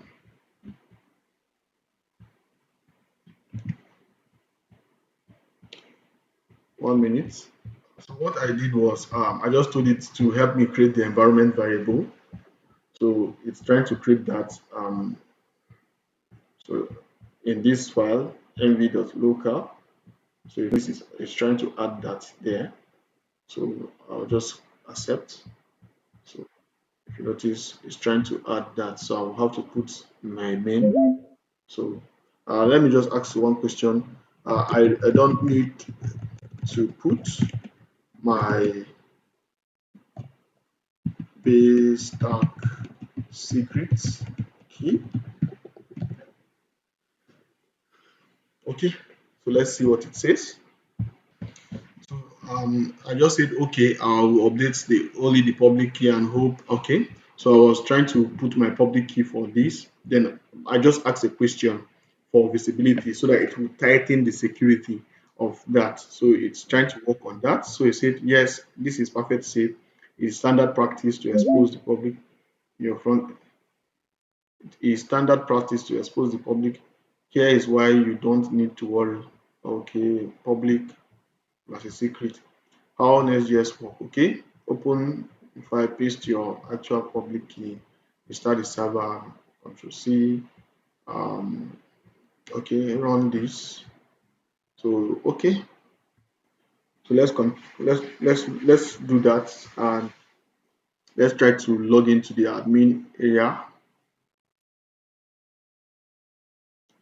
Would you like me to build what to look at admin fee management, allowing the admin to create the payments record fees that parent sees, grading system, calculating time average and generates report card, timetable setting for class schedule. Okay, so I want us to do each step by step. So I want to do all of them, but I want them to be step by step. After finishing the admin, then it goes to the grading system. Then after that, it goes to the timetable. So let's just wait for that to be done. Okay, so let's just check this. So this is the attendance. We can mark, and if she's late, if she's absent, and if she's present, we do that. Then the grading. So we can check the grade. Let's just look at that. So we can look at new assessments, then put if it's an assignment, we put that, if it's a quiz, we put that. Then this,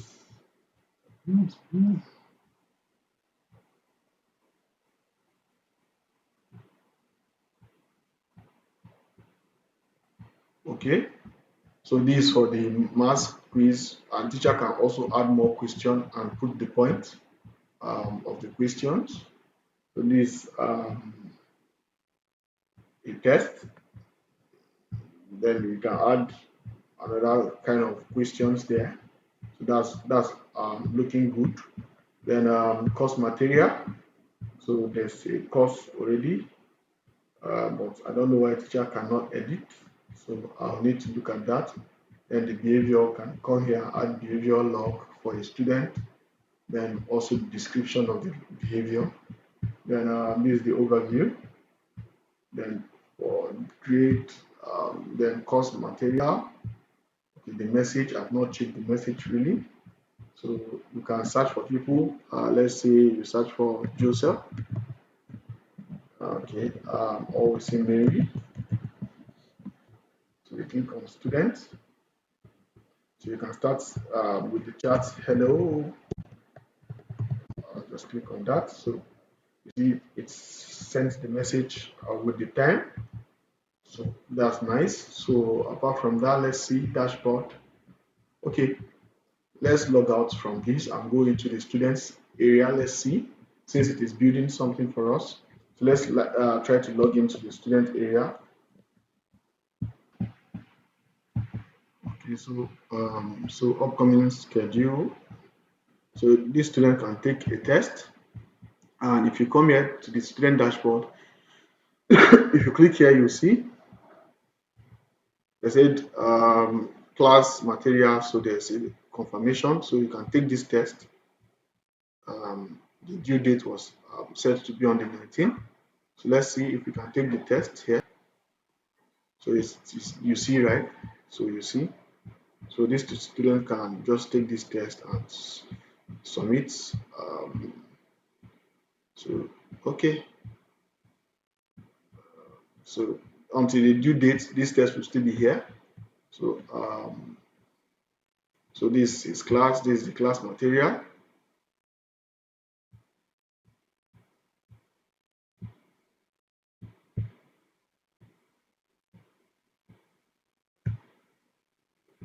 So the student can see the material, then view.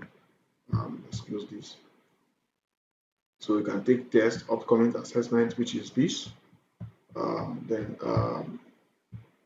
schedule.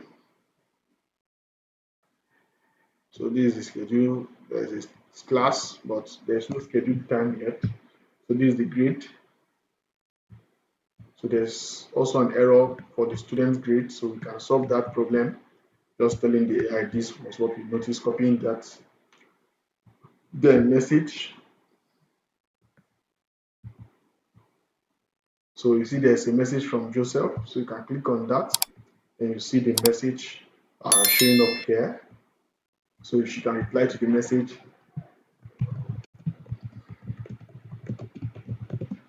Okay, so that's that.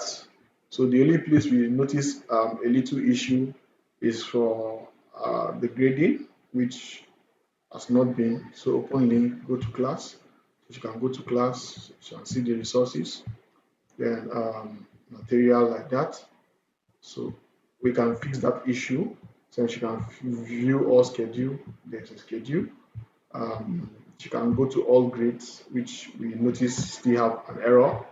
So let's solve that issue now. What I want to do before I fix that error, I want it to update some things for me. So which I notice are missing. So it's trying to do the update. So once it is done with the update, I will tell it now. The other thing I want is that I want us to have a normal website so that people can go to the website. Once they go to the website, from the website, not just opening the website, they'll just see the login screen. It does not make sense. So I want it to have a full website where you see the home page, the about page, the contact page, the news, and the rest. And then someone can also log in from there. Then we'll also have a setting and profile management, notification system, so then advanced admin features, timetable builder, library management, transport, no bus route or transport management, back-end payment verification, and the rest. So let's just finish what it's doing. Then we look at how to build all these features. Then also tackle the uh, error message we are getting from the grades. So after we have updated the notification, so what we want to do next is to do the public page. So I said do that now. So let's have a public landing page where we have a home screen there about the contact that so that we can use that before a user can log in. So let's just update that for now. 1 minute. So I said you should fix this because it's showing an error 404. So I said it should fix the grade. So it has done the fixing. After fixing that, they said what it has done. It said a list of your grade grouped by class, detail of for each grade, including the assessment, text, score, percentage, and teachers' feedback. Please check and let me know if there's any adjustment. So one thing I want to just ask is the grading automatic? So that's what I just want to know. Is the grading automatic? So I want it to analyze and give me a feedback from the analysis. If it is not, then we get to see what we will do about that. So we don't want teachers to be always stressing themselves over that. So he said yes, yes, the grading is fully automatic for quizzes, tests, and exam. I would have verified the code. I have verified the code. Okay. Submission when a student clicks submit assessment. Okay. It turns up correctly, saving it automatically insert a record in the gradebook table with the calculated score and the feedback auto graded. Okay. However, for assignment, the teacher must manually okay. So in summary, manual teacher grading, would you like to add a feature where the student can see which question they got wrong immediately after submitting? Yes, but you know there is a place for due date. So so what I'm thinking is so they can only see the wrong option once it is the due date, right? So we already have a due date. So we want it that once it is the due date, they can see so that we don't just go and implement something and say, oh, we are trying to implement. It's not everything you implement. There are some things you also have to think. You are the human being there. So what you need to do is to think and guide the AI in the in the right direction, not rat direction. So let's wait for this to be done. And also let's check if we have updated and created the landing page. So let's just do that now to see if the landing page has been created. You know, I told you that we want to create a landing page where people can see. So let's just look at that. So 1 minute. Let's look at that. So let's see if we can go to the sign out. Okay, so yeah. So once we go to sign out, you see there is a place for the simple landing page. Okay, so click on get started. You can log in. So let's log in as a teacher. But oh, sorry.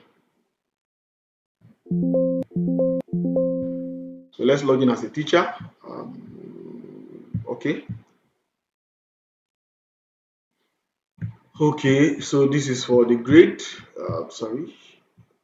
Let's go to the grade section.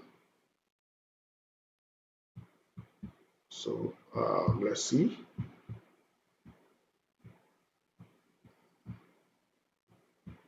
So this is for the grade. Okay. Okay. So if there's a grade, we can save all grades. Then behavior and the rest. Okay.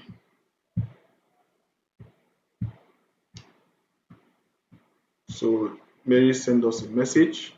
So okay.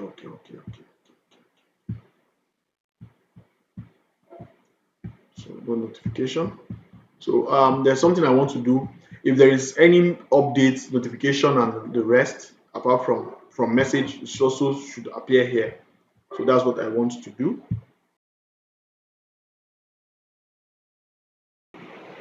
has updated the I told you that I wanted that it can only show them their wrong answers after they have submitted, right? And it should be the due date. So they said before due date, if a student finish an assessment, they will see is submitted green. Okay, they can see which option they choose highlighted in blue, but they cannot see if it is correct or not yet. Okay. After the due date, when the student revisit the page, the submitted screen changes, it will now reveal the green correct answers, red incorrect answers selected by the student, score, breakdown, or points in.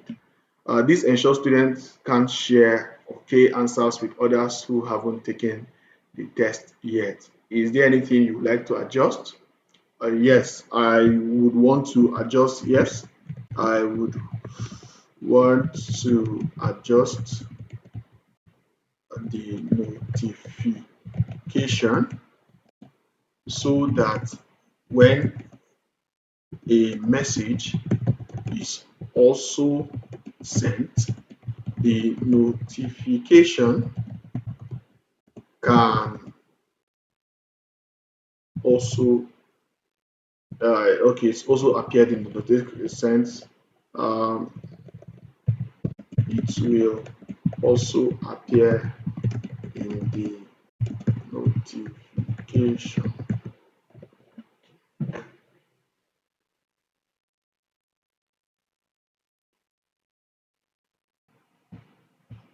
It has updated the message. So this is it. So it said the notification will appear in the top right bell icon. Okay. Okay, let's tell it to do that. Do that now. Let it do that. Then as it's doing that, let's give it this. So I said do this. The timetable, library system, management, and transport system.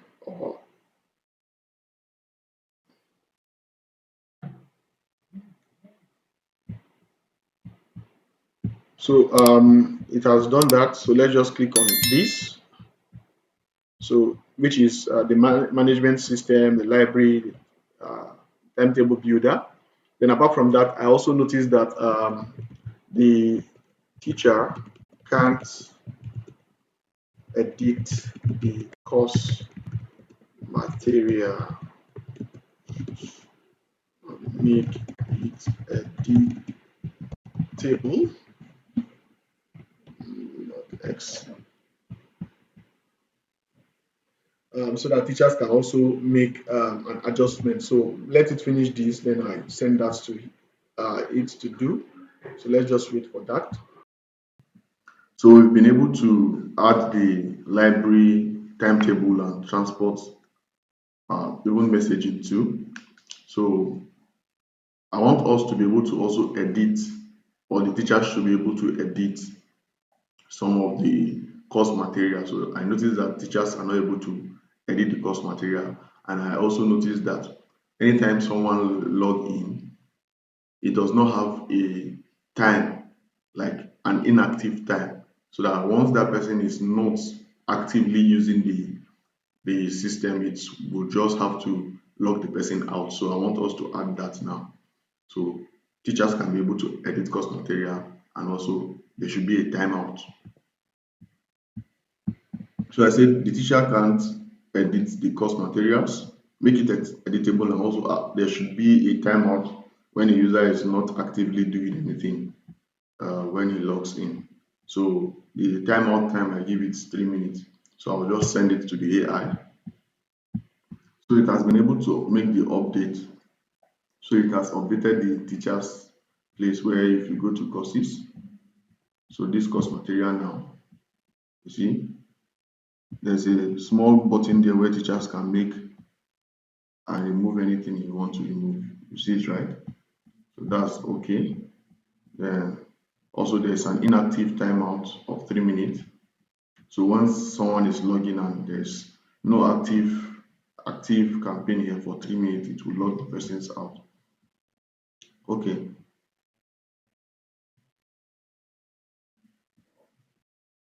Okay, so now the next thing I want to do is the timetable should be for teachers, because if you notice something, there is no timetable here for teachers to see.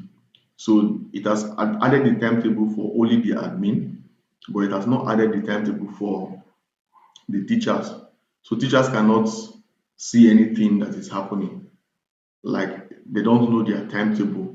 So teachers supposed to be able to see their timetable, student also supposed to see their timetable, and also the parent, so that each parent will know which um, subject their children are doing and what time it is, even the teachers, even the students themselves. So that's what I just told it here, and I'm sending it now so that it will analyze and do that for us. Now, if you look at this place, you see there's a place for timetable. So you see it has logged me, they say it will log me out for inactive. So let's see the timetable. It's still rendering.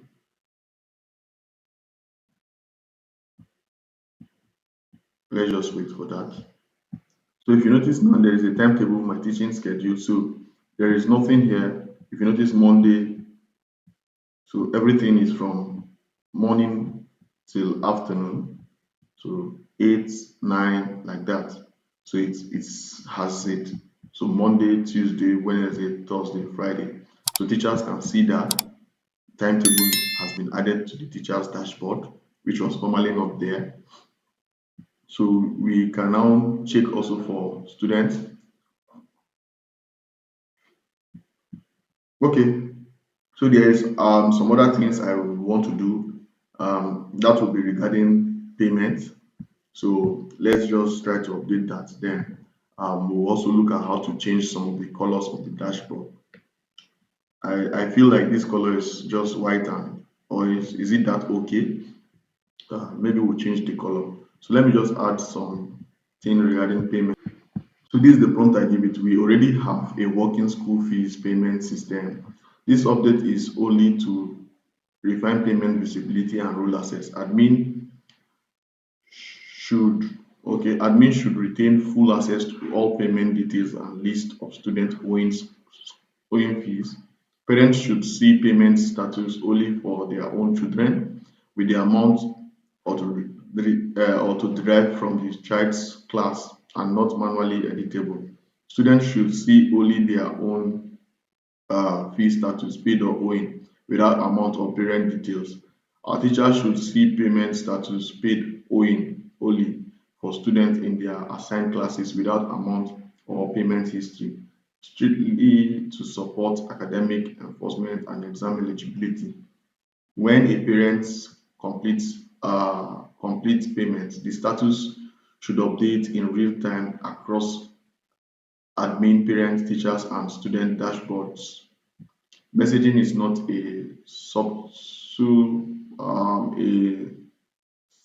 Sorry, messaging is not a substitute for payment visibility. It is only for notification and reminders. Implement this as a clean access control and UI logic. Update without altering the existing system architecture. So we send this. So this would help us. The reason why we are doing this update is so that the admin will know, okay, we are the one that will have access to the payment. Then parents can also make payments, but students and teachers will only know that, oh my, if I'm a student, I'll know that my parent has made payment, and if I'm a teacher, I will know that, oh, this student in my class, his parent has made payment for the school fees. If the student is still owing, or the parent of that student is still owing, I will be able to know. So that if there is an exam coming up, you can say, okay, since your parent have not been able to make payment, you are not eligible to write this exam. Hope you guys understand, right?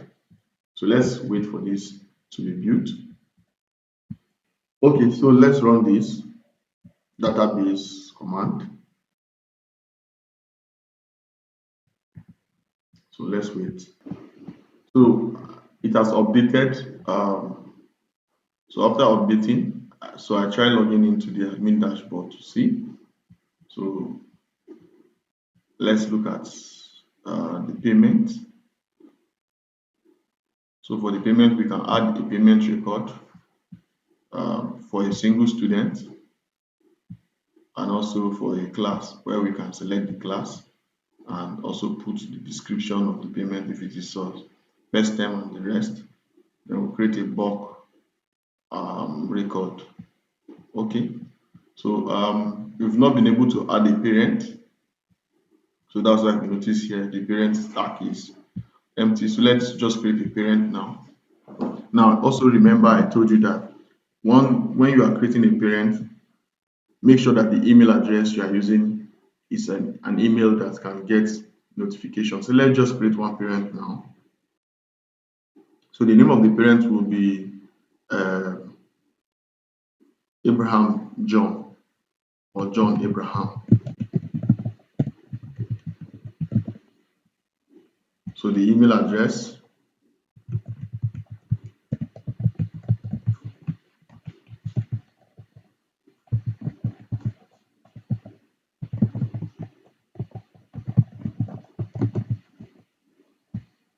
then we'll put the password, then we'll add. Now once we add a parent, the other thing we need to do is we need to do a confirmation, remember? So let's just do that confirmation now.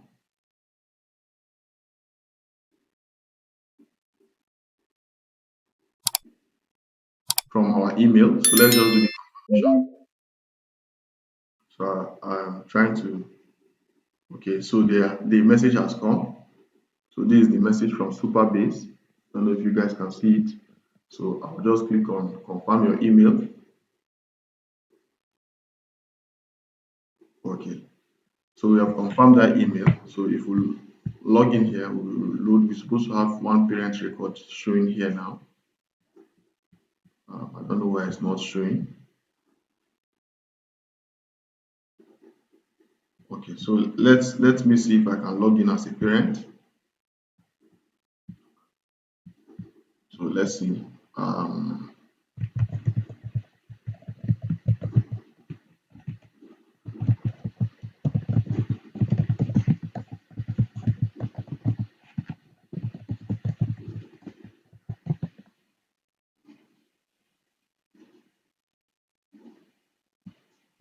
So you see there's no student linked.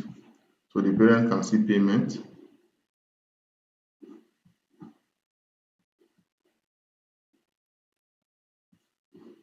So this is it. So there is no students linked. So it's showing us an error 404 page here.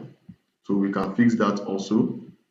So any 404 page that we are seeing, like this one, we can fix that.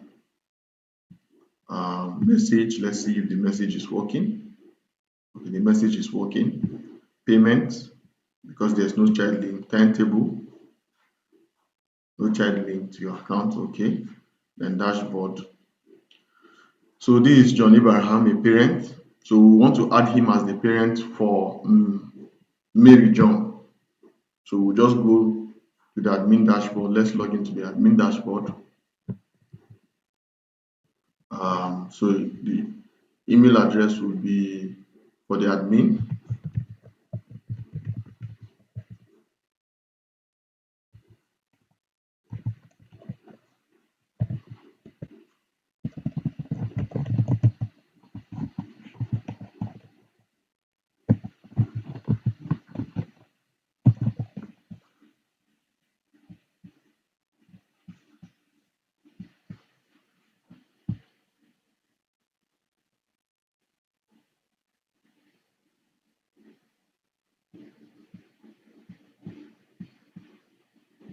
So let's go to parent. Let's see. I don't know why it's saying no parent found. So let me rectify that issue. So I noticed that I added a parent in the admin dashboard and the parent is not found when I clicked on parent tab in the site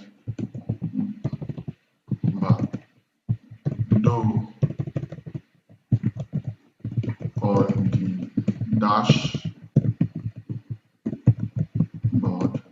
it's not also showing the small card for parent. Next, fix.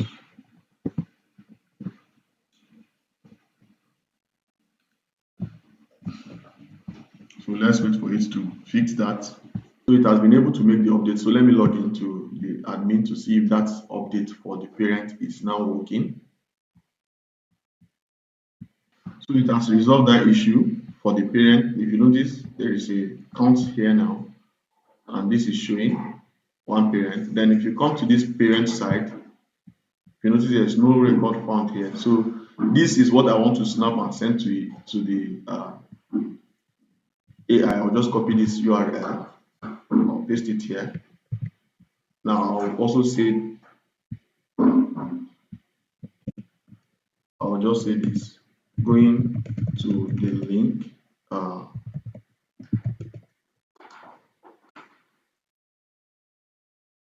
I noticed that it's showing this.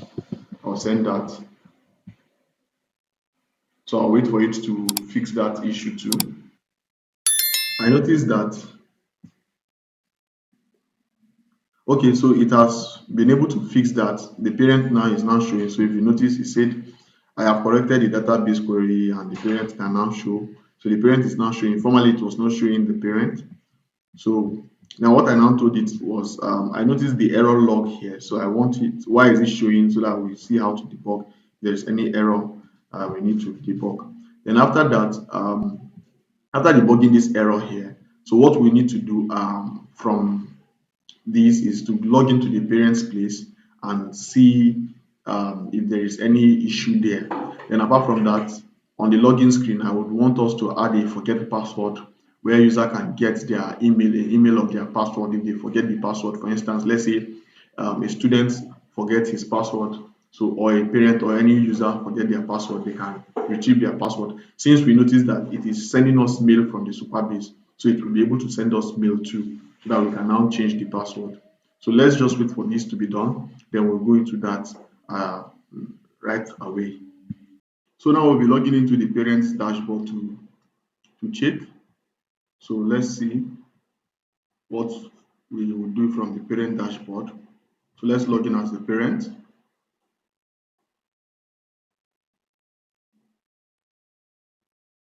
So once we log into the parent, if you click on this place, you see children, there is a problem showing error 404. So the reason why it's showing this error 404 is because there is a need for us to create this page. It's not existing. That's why. So we have to make it exist. So let's go back to our AI to tell it about it in the parents dashboard. So we say this is showing an error 404 in the parent dashboard.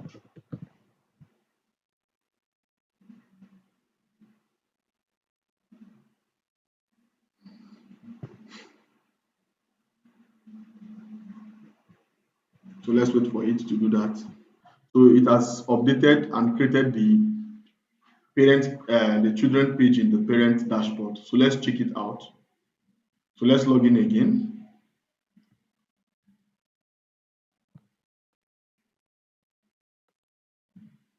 So let's sign in into the parents dashboard. So let's click on children. So it's showing these children. So let's click on view reports. Let's see. So you see, right? So this place you click on, it will now show you attendance overview, present, absent, late, then academic performance, you will see it here, the behavior. Then if you go to timetable, they're supposed to show you a timetable for his daughter Mary John. So there is no timetable created yet. Then if you go to payment, so we have not added the school fees. So that's why if you notice it's showing this. I don't know if you notice 000 fees fully paid. So you have not added any amount. So if you add the amount, it will be telling us if it's an outstanding balance and the rest. Then the message, let's check the message. So the parent can send message to the teacher. Let's search for Joseph. So he can send message to teacher, the site teachers. Then payment, like I said. Then settings, a place where there is a profile. Okay, so what I want to do is I want to have a place for profile picture where there will be a profile picture added here. So let's look at how to add that too. So then also after adding the profile picture to all of, not just only the parents. So we want to update the profile picture for each of the user, both the parents, the teachers, the admin, and the student. So I just say yes. It's working well, so we have been able to update that parent side and the children aspect of the parent dashboard. So I want us to also update the profile picture. So this was the prompt I gave it. So I'll just send it. So I'll just send it for the AI to work on. So now let's log into any of the user dashboard, either the parent, the student, or the admin dashboard to check whether we can add the picture and also test the forget password. But let's just go over with the uploading of password. So let's go to the web browser. Let's log in as an admin and see. Okay, we've been able to log in as an admin. Let's go to settings. So there's an error that we are seeing on the settings. So it's saying this. Let's just copy this. Then let's go and solve that problem now. So this is the error we noticed. Then we'll just send it to the AI. So we'll just copy the whole error which we noticed and give it to the AI. Then we'll wait for it to analyze and rectify the problem. So it has rectified the issue. So let's try to check if we can reset our password and also upload the profile picture. So let's do that now. So let's click on this place. Let's say we forgot our password. Let's just click on this place you see, forget password. Then we'll enter the email address. So once we enter the email address, we'll click on send reset password. Let's see if it will really work.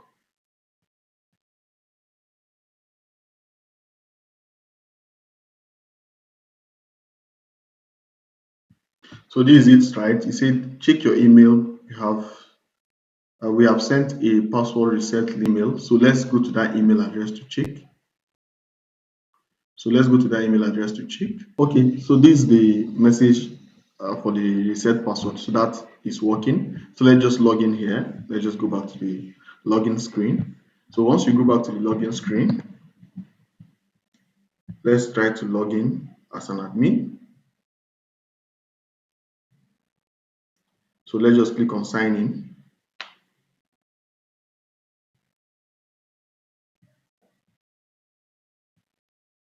So let's also check if the passport is working. Let's go to settings and let's click on this. Wow. So you see, we can upload passport. That's what it means. So we can upload passports. So that is also working. So we've been able to work on the forget password, which is working, and we're also being able to work on the upload of passports. So let's use this opportunity to just add payment to the class. So let's go to payment, then click on add uh, record, then we'll click on this, then we'll select JSS1, then we'll put a description.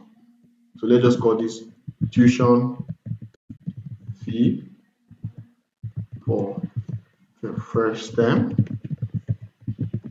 Then the amount, let's just put here 45,000 naira. Then the due date. So this is January. So we can keep that to February, maybe February 27th, which will be the due date. So at least a month plus.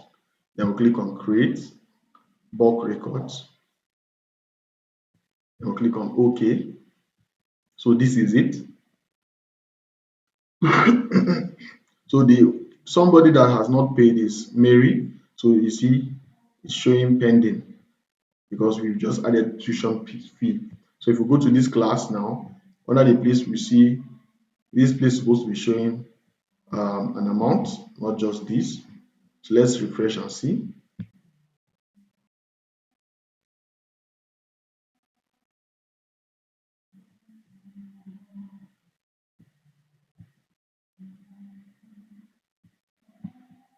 So now if you notice something with the class, this fees is supposed to be showing an amount here, right? Then apart from that, we are not also able to edit the class.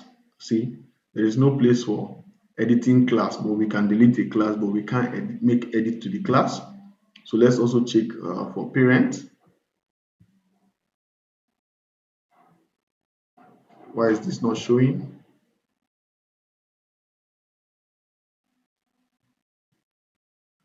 We also can't make an edit to the parent. We only can click on this, but we can't edit. So we need to be able to edit for parents, students, and teachers. So there's no edit button there. So let's go into this place. You see user, let's see. Okay, we can edit from this direction. Let's see. If I go to the parent and click on edit, or only the role I can edit. Okay, so let's make that adjustment now so that we can make edits to parent, not just only assigning their role, but we can make edits to their name or other information, right? Then let's look at the other ones. So let's do that sharply. So let's look at that. Just click on this. So I said I noticed that the admin can't make edits to the names of other users. So it has successfully made those fixes. So what we need to do right now is to log into the admin panel to see if we can make an update to all those other areas. So let's look at that now. So we've logged into the admin area. So let's go over to um, teachers. Let's see. So let's click on this pen icon here. You see we can make edit to the name and also update. Then let's go to student. So we can also do that here. If we go to parent, we can also edit the name. Also, the link button is still working. So let's go to classes and see. So we can, now there is something I am trying to figure out here. This, you're seeing this, right? So I would have to take a screen record of this area and send it over to the AI. So telling it that this is showing fee despite the fact that we've updated that. Then if we go to payment, so let's see, we can click here and also make an adjustment to the fee, right? That's it. So okay, so that's it. So the issue now we are having is this is showing 0 for fee. So I want us to do a screen shot of this, then with the link of the website you're seeing, this link here, you see selecting, I'll copy that link, then I'll take a screenshot and say that I don't know why this fee is showing 0. So we want to update that now. Okay, so see, this is what I did. This is the screenshot I did take. So you notice with this, right? Then I now said everything is working well except then I told it the problem, the link. I gave it the link. I noticed the fee in this page is showing 0, despite the fact that there is a fee for the class. Please fix it without tempering other functionality. So this is just what we do. Then we'll send it over for it to make fixes because we've been able to notice that it is working smoothly, just that area. So let's wait. So it has finished the updating. So let's just go over it and check. So we log into the admin area. So once we log into the admin area, we'll go over to classes. So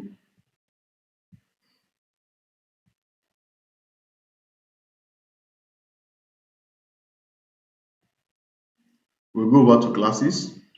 Let's check. This is a class, right? Then if we go to payment, you see, right? We can edit this money here and also the scheduled date for due payment. Then let's add another class and see.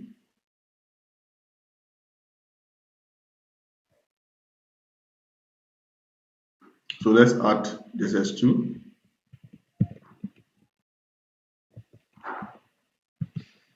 You can also add a description, then the schedule for the class, and also the payment. So let's say it's 55,000.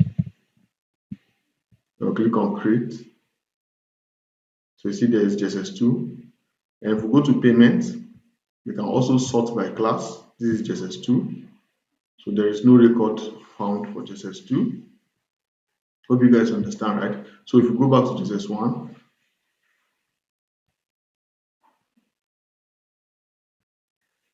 so if we go to JSS1, you see there is a payment that you can see in JSS1. But if you go to JSS2, we don't have any payment record. So how do we do that? Very simple. Then we'll go here, we go to bulk, so we can select the class. So just take note, as soon as we select the class, JSS2, if you notice, you will see that the amount will just automatically be added by itself. So because we have created a relationship between the payment and the class, so that's why. So we can now give a description.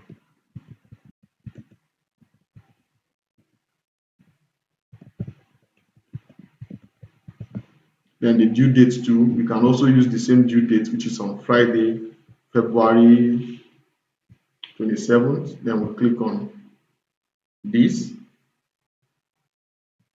then we update.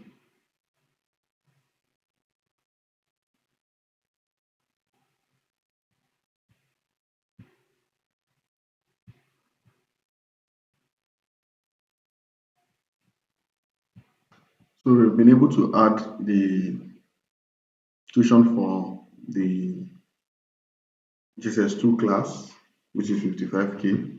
So let's just check if we use this sorting here, if it will work.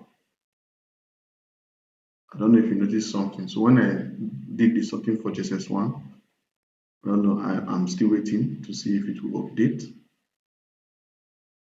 So it didn't. So I'll come, let me try GSS2. So the sorting is not working, but if I go to all classes, let's see.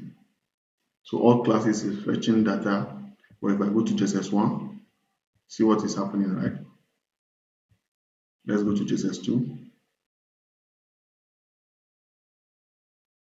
So there is an issue there. The sorting is not working properly. So let's update that.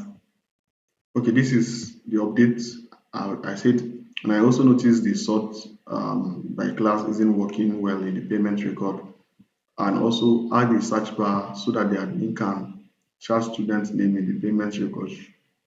Now, it should, in case there are a lot of students, just to ask, let's say over 50 students in a class, how do we sort the payment? You see, so this is you thinking, because this is you thinking of using this system for many students, not just for one student. So we are giving this question and waiting for a reply and also an analysis of the code.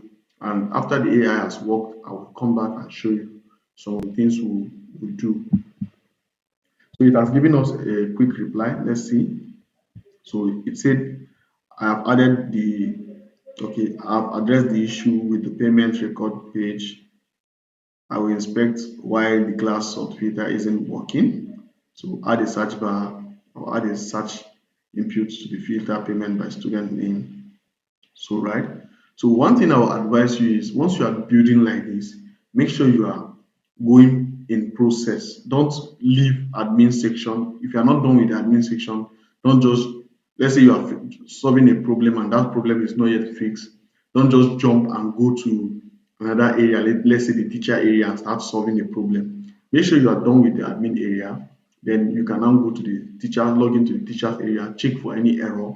Once you notice any error, fix that error, then go to the student area, log into make sure you fix the error you notice with the student area. Then once you're able to fix that error, then you can now go into the parent area, check for the parent area. If you notice any problem too or any error, fix that error, and before you know, you are done building the school management system. But there is something I want to show you guys, which I promise, and that is how we are going to be hosting this on a live site where you can also visit the URL, which I'll also be dropping the URL link in the description below for you guys to check out and visit. So let's just look at that shortly. Now, there's also something I was also thinking before we host it online. One thing is, how do we make this a sellable product where we can sell it to schools, right? So the thing I want you to take note of, if you want to sell this kind of thing to a school, you need to take note of the title. Now that should be what will be changing. There's what they call dynamic content. We can make this site a dynamic content whereas we can look at the title, the color, putting all those things which will be changed. So let's say I'm building this and I want to sell it as a product. What I will do is, like this name you are seeing here now, I will make sure that I can edit this name as an admin. So once you log in as an admin, you can change the name. Let's say there is a logo for the school, you can change the logo. Then you can also change the color. So depending on the school, let's say the school is making use of red, you can update that color. So we will look at how to do that also. Let me just add that as a bonus for you guys so that you can productize this and also sell it out to schools around your vicinity. You can just take it to school and say, I have a school management system which would really help you in managing your students, the parents, the teachers, the transport fare, the levy. We've not even looked at all those other things which we can also add as time goes on. So let's just do one at a time. So maybe I'll just do the hosting, then we'll look at, or let me just do that before I do the hosting so that we look at one at a time and see how to solve each of them using AI with a prompt.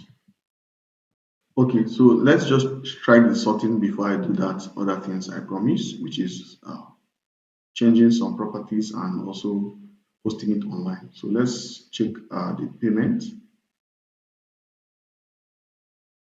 So this, let's try sorting, let's see.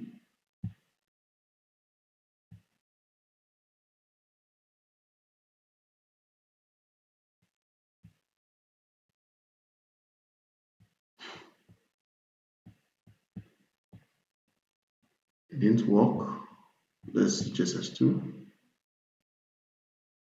JSS2 did work, but JSS1, I don't know why. It's not coming with anything. So let's see Mary.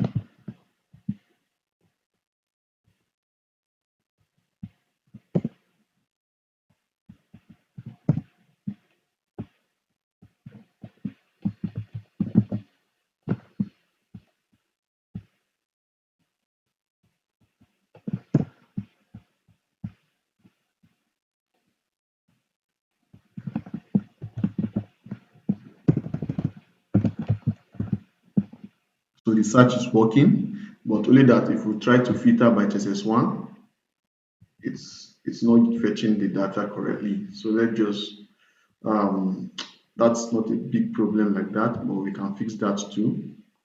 So also for this library book, we can just click on this, and let's say we add one book called mathematics. So the author, let's say Mark Millian, then the SINB, just put a random number, please. So the copies we have, let's say we have 10 copies, we click on add book. So we have this book, right? So if someone loaned the book, we can add new book, and we can also go to loan activity. So there's no loan activity for now. So a student can come and loan this book and the rest like that. So this is for book inventory. Let's also check for transport. So if we go to transport, we can add route. So once we select the route and then click on add new route, then we put the name of the route. Let's say let's say school to various houses. Let's just use that. Then the driver name, Mr. Uh, John or Paul or any name, Paul Adam, John Abel. Then the vehicle number, let's just use this number. So we can create this as a route. So this, if you notice, it comes plenty because I double clicked on it up to 3 times. So that's why just one click is enough. So let's just leave it as this. Then we can also assign students by clicking on assign students. Then we select the name of the student, select the route, then we select the time the bus is going to stop. City center, we'll just click on assign, right? So once we do that, it will be assigned that this is the school bus and the rest like that. Also the messaging, you can test the messaging from the admin. So let's just search for Joseph, and then we go to hi, how are you doing? So all these are features where within the app they can easily interact with each other within the app. So let's go to the final step, which are two things I want to do. There is changing some things which will be dynamic so that we can make money from this. So I know there are some issues which we need to resolve, but those issues does not mean we can't take this thing to the live site, right? So let's just come here to this tool. Then we want to productize this app or web app so that various schools can make use of it. And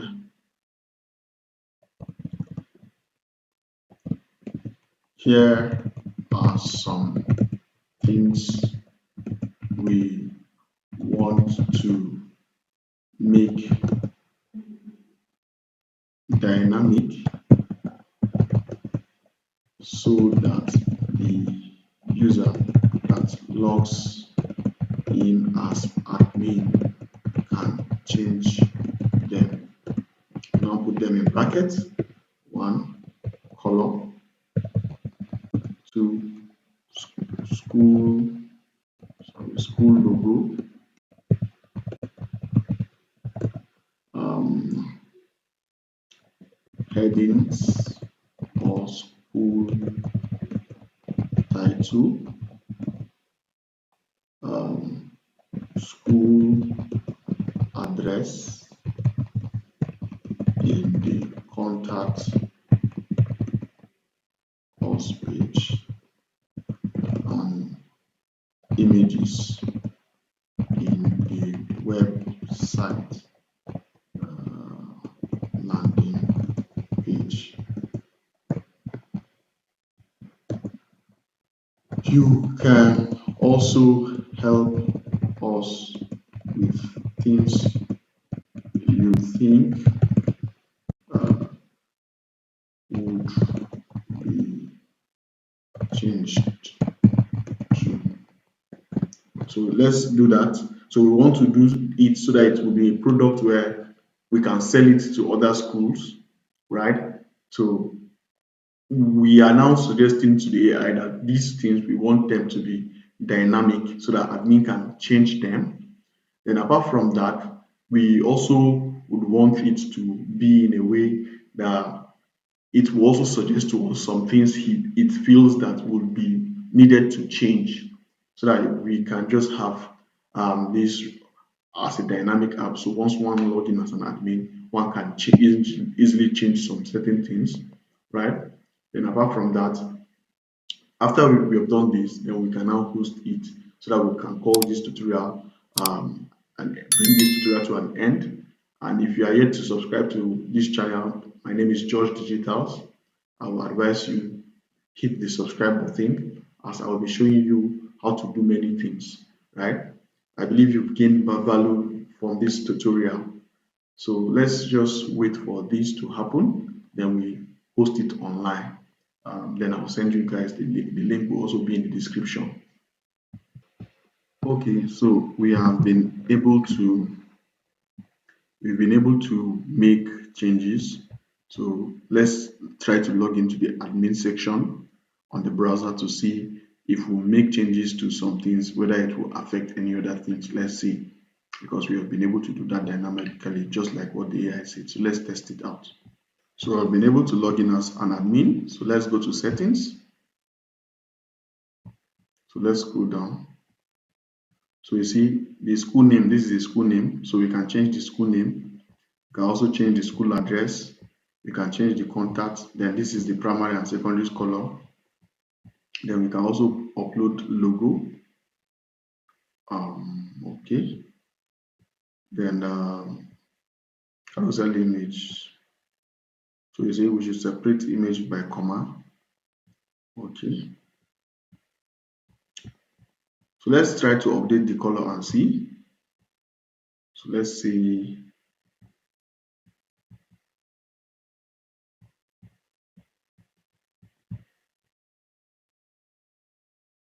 Please take note of this color. Let's see if it will change.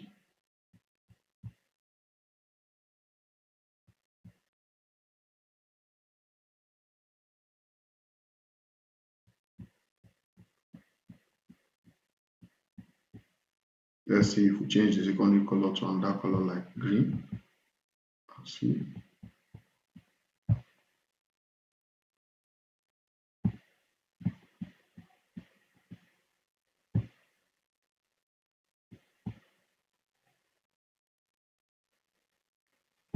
So let's see. I'm not seeing any change. Let me see if I refresh.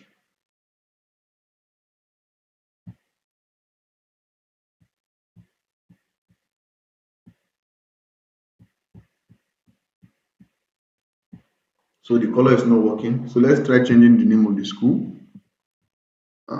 So let's see if I remove this SMS portal and just put um, George. Let me use George portal. Let's see. Let's click on save.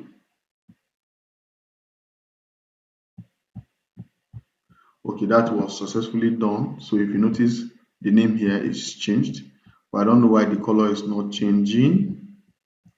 So I notice that the color is not changing. So let's log out and see. So let's just sign out.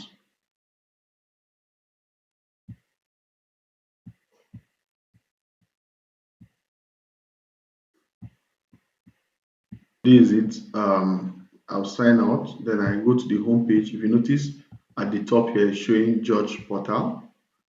So that's what is showing at the top.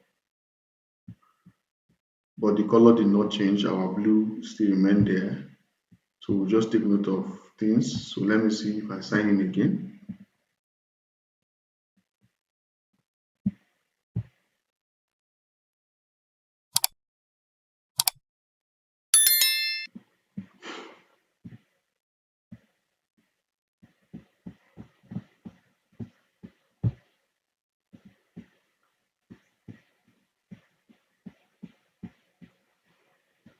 So the color did not change. Then the logo, we've not been able to try any logo.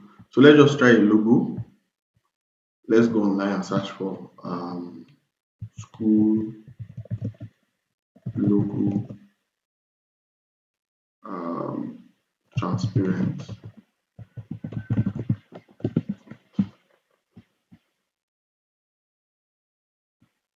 Let's pick this one. Or let's just pick any of them. So what we need is their URL. So just click on share, then scroll down. So we have copied that by clicking on it. Then let's come here. Let's upload that. Let's see if it is going to bring a preview.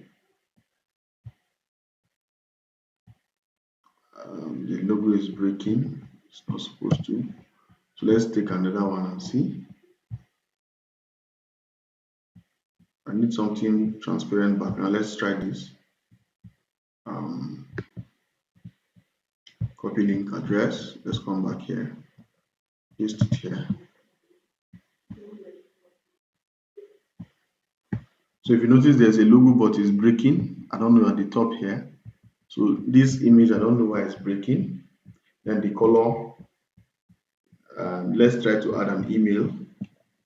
Let's just put this. At the meantime, let's save.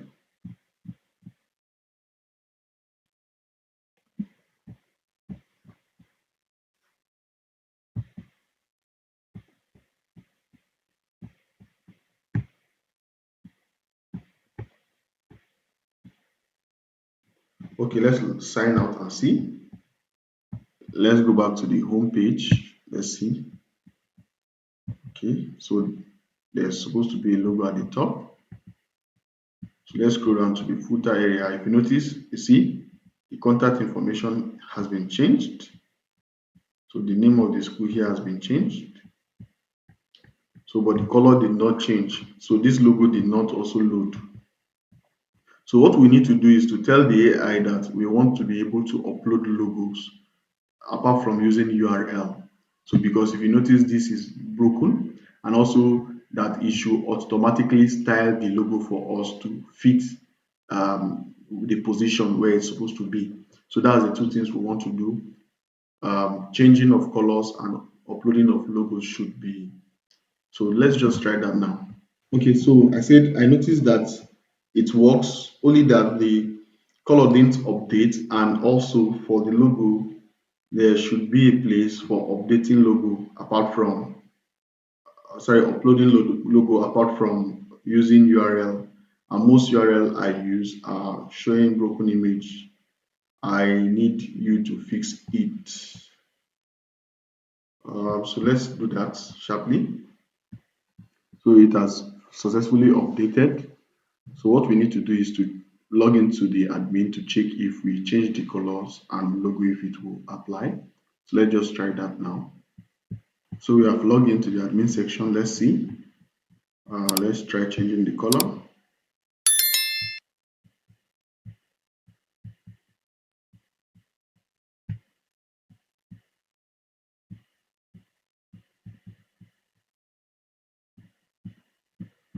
So let's click on this.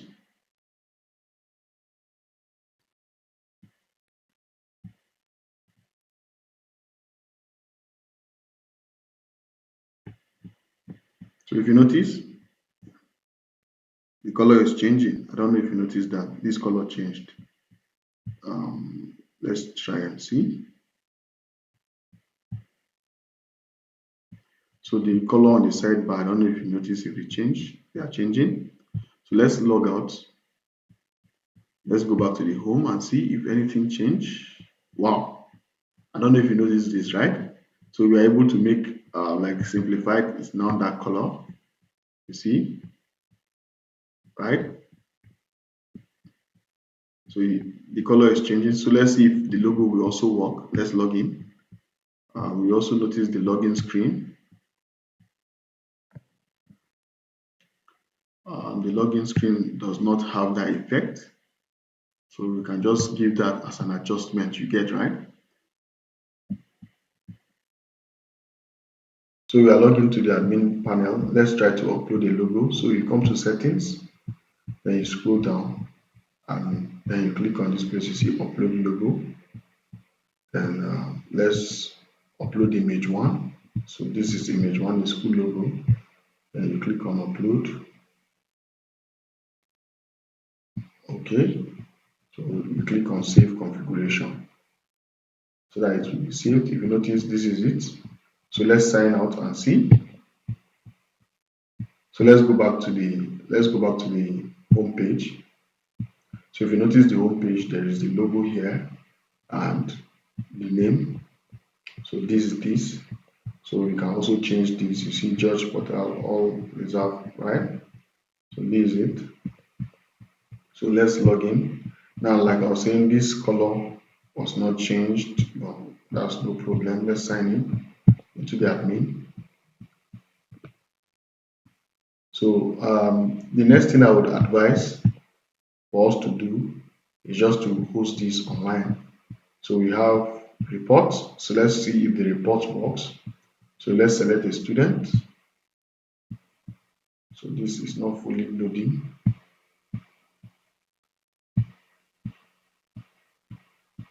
Why is this taking much time? Let's refresh this page.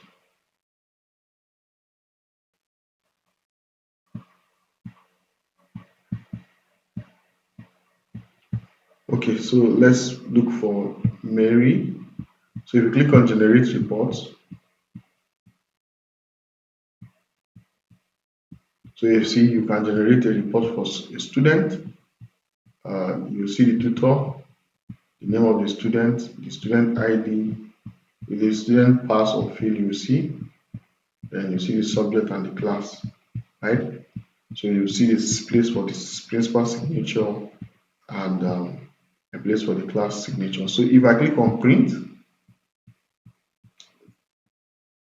you see it comes with this, but there is a problem, and the problem is it's picking the left area of the dashboard. We don't need that, so that's not needed. So let's push this online. Let's just push this online now.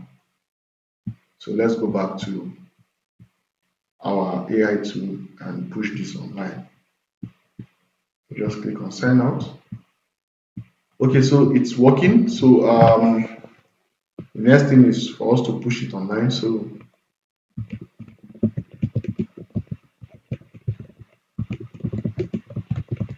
we'll be using Vercel. So I said I want to host this on Vercel. So I click on OK so that we can host it on Vercel. So let's just wait for it to, then it will be asking us to provide some login information. So let's just wait for that.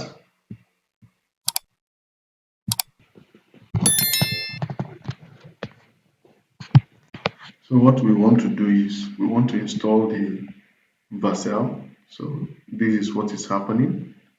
So we did that by opening the terminal. So once you open the terminal, what you just need to do is just to say npm install. I'll also put this is what you're going to be running on your terminal. So you can also enable the terminal in your Trail AI so that it will do that for you once you just click on run. So let's wait a bit. So let's wait a bit and see. So we have to just install Vercel. So you just click on this link. Once you click on this link, so by holding control, then click on it. It will take you to the place for you to authorize it. Just click on allow. So the authorization has been successful and completed. So you can close this, we can close this tab like this now. We can close it.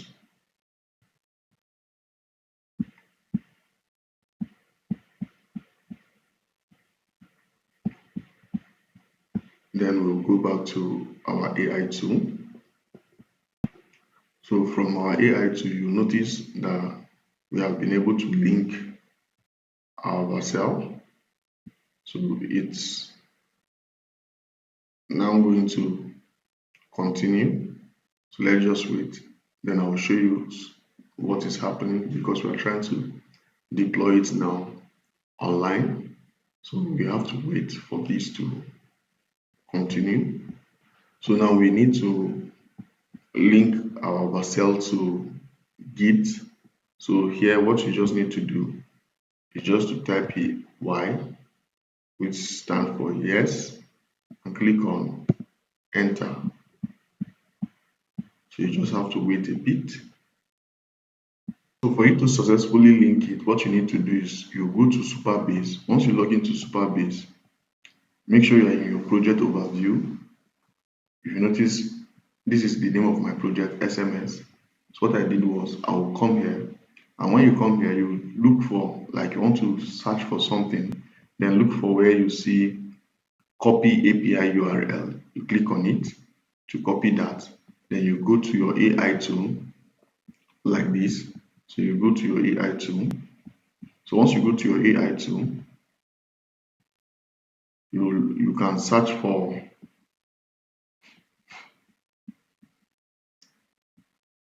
your, so just look for from this place, try to look for where you see env.local, which is this env.local. Just click on that. So in this place, this is where you have to set your public key and everything here. Then if you notice, for this our API key for paste tag, we haven't set that. So you paste that URL here. So let me go and copy that of paste tag sharply.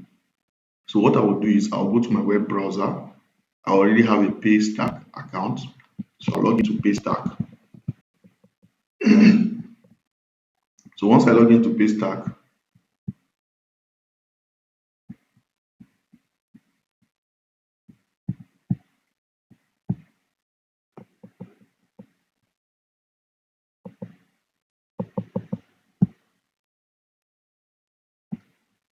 let me confirm this sharply.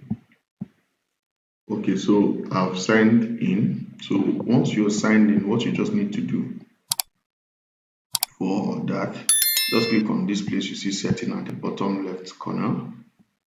Then if you look for where you see API key and webhook, so just scroll down. This is the public key. This is what I need. I'll just click on this to copy. Then I would go back to the AI tool.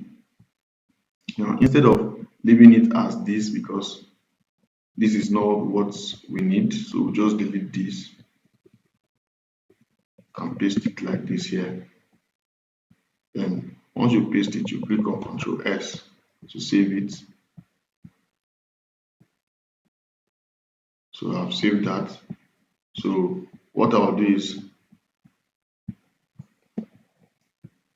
I have updated the base stack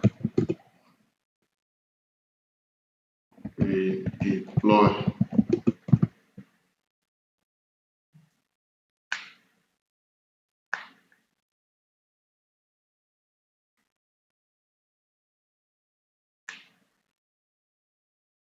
So if you notice, for us to redeploy, we just have to run this code. So we have to run this on our terminal, npx varcel space dash dash prod. So for it to build it up in the Vercel app. So formerly it was on our local machine, now it's on our Vercel app. So let's see the link. I will show you the link currently. So it's built. So let's just wait a bit. If you notice, it's building. So it's deploying to the Vercel. So the first thing we need to do is to connect uh, our work to Vercel, which we have to authorize the first step. Then apart from that, we have to go to Supabase, get our public Supabase URL and our public Supabase ANON anonymous key. So let me show you that also as it is building. So once you go to your Supabase, if you click on this place, you will see where you see get API key. Just click on that. So this is the key you need to copy. Copy this one, you copy it and also go over to your env.local. Once you copy this, you go over to your env just like we did for paste tag. Then you have to also paste that here in this place. Just put that there and this place. So this is it. So let's try to test the payment because I haven't tested the payment. So we have to log in as a parent. Then also this is the link. Let me show you the link. So This is the for us to just go there, we have to log into Superbase. This is my Superbase account. Just click on this place you see visit. So this will take us to the link. So this is the link sms dash y9 dot superbase basel.app. So this is the link. This is the link. So if we click on this place you see get started, it will take us to the login page. Then we can log in. Let's do that now. So we are trying to log in as a parent. So we just come to this place you see payment. Just click on here, pay now. Let's see if it will work. So you see it is coming with the pay stack payment detail where I can now use, you see, right? So I can put the card information and pay. So the payment also is working. So I can pay school fees for the child, right? Just click on OK. So that's why you see outstanding is showing 45,000 naira. So this is that. So this is the parent dashboard. So once you click on view full report, it will come up with the detail of the child, the subject, the assignment, the grade, the date, and the feedback. So you see the attendance rate. Then you can go to timetable. You see the timetable of the child here as a father. So you can also see your children. So he only have one child here. And this is the setting where he can upload his picture. So let's try to upload picture, and this is where we'll stop the tutorial for today. And if you are yet to subscribe, please click on the subscribe button. So let me just add one of my picture here. Select this picture, this one. I'll just click on this place. So if you notice it's uploading, it has uploaded. So we will just go down and click on save profile, and that's it. So the parent has a profile picture now. This is my picture, right?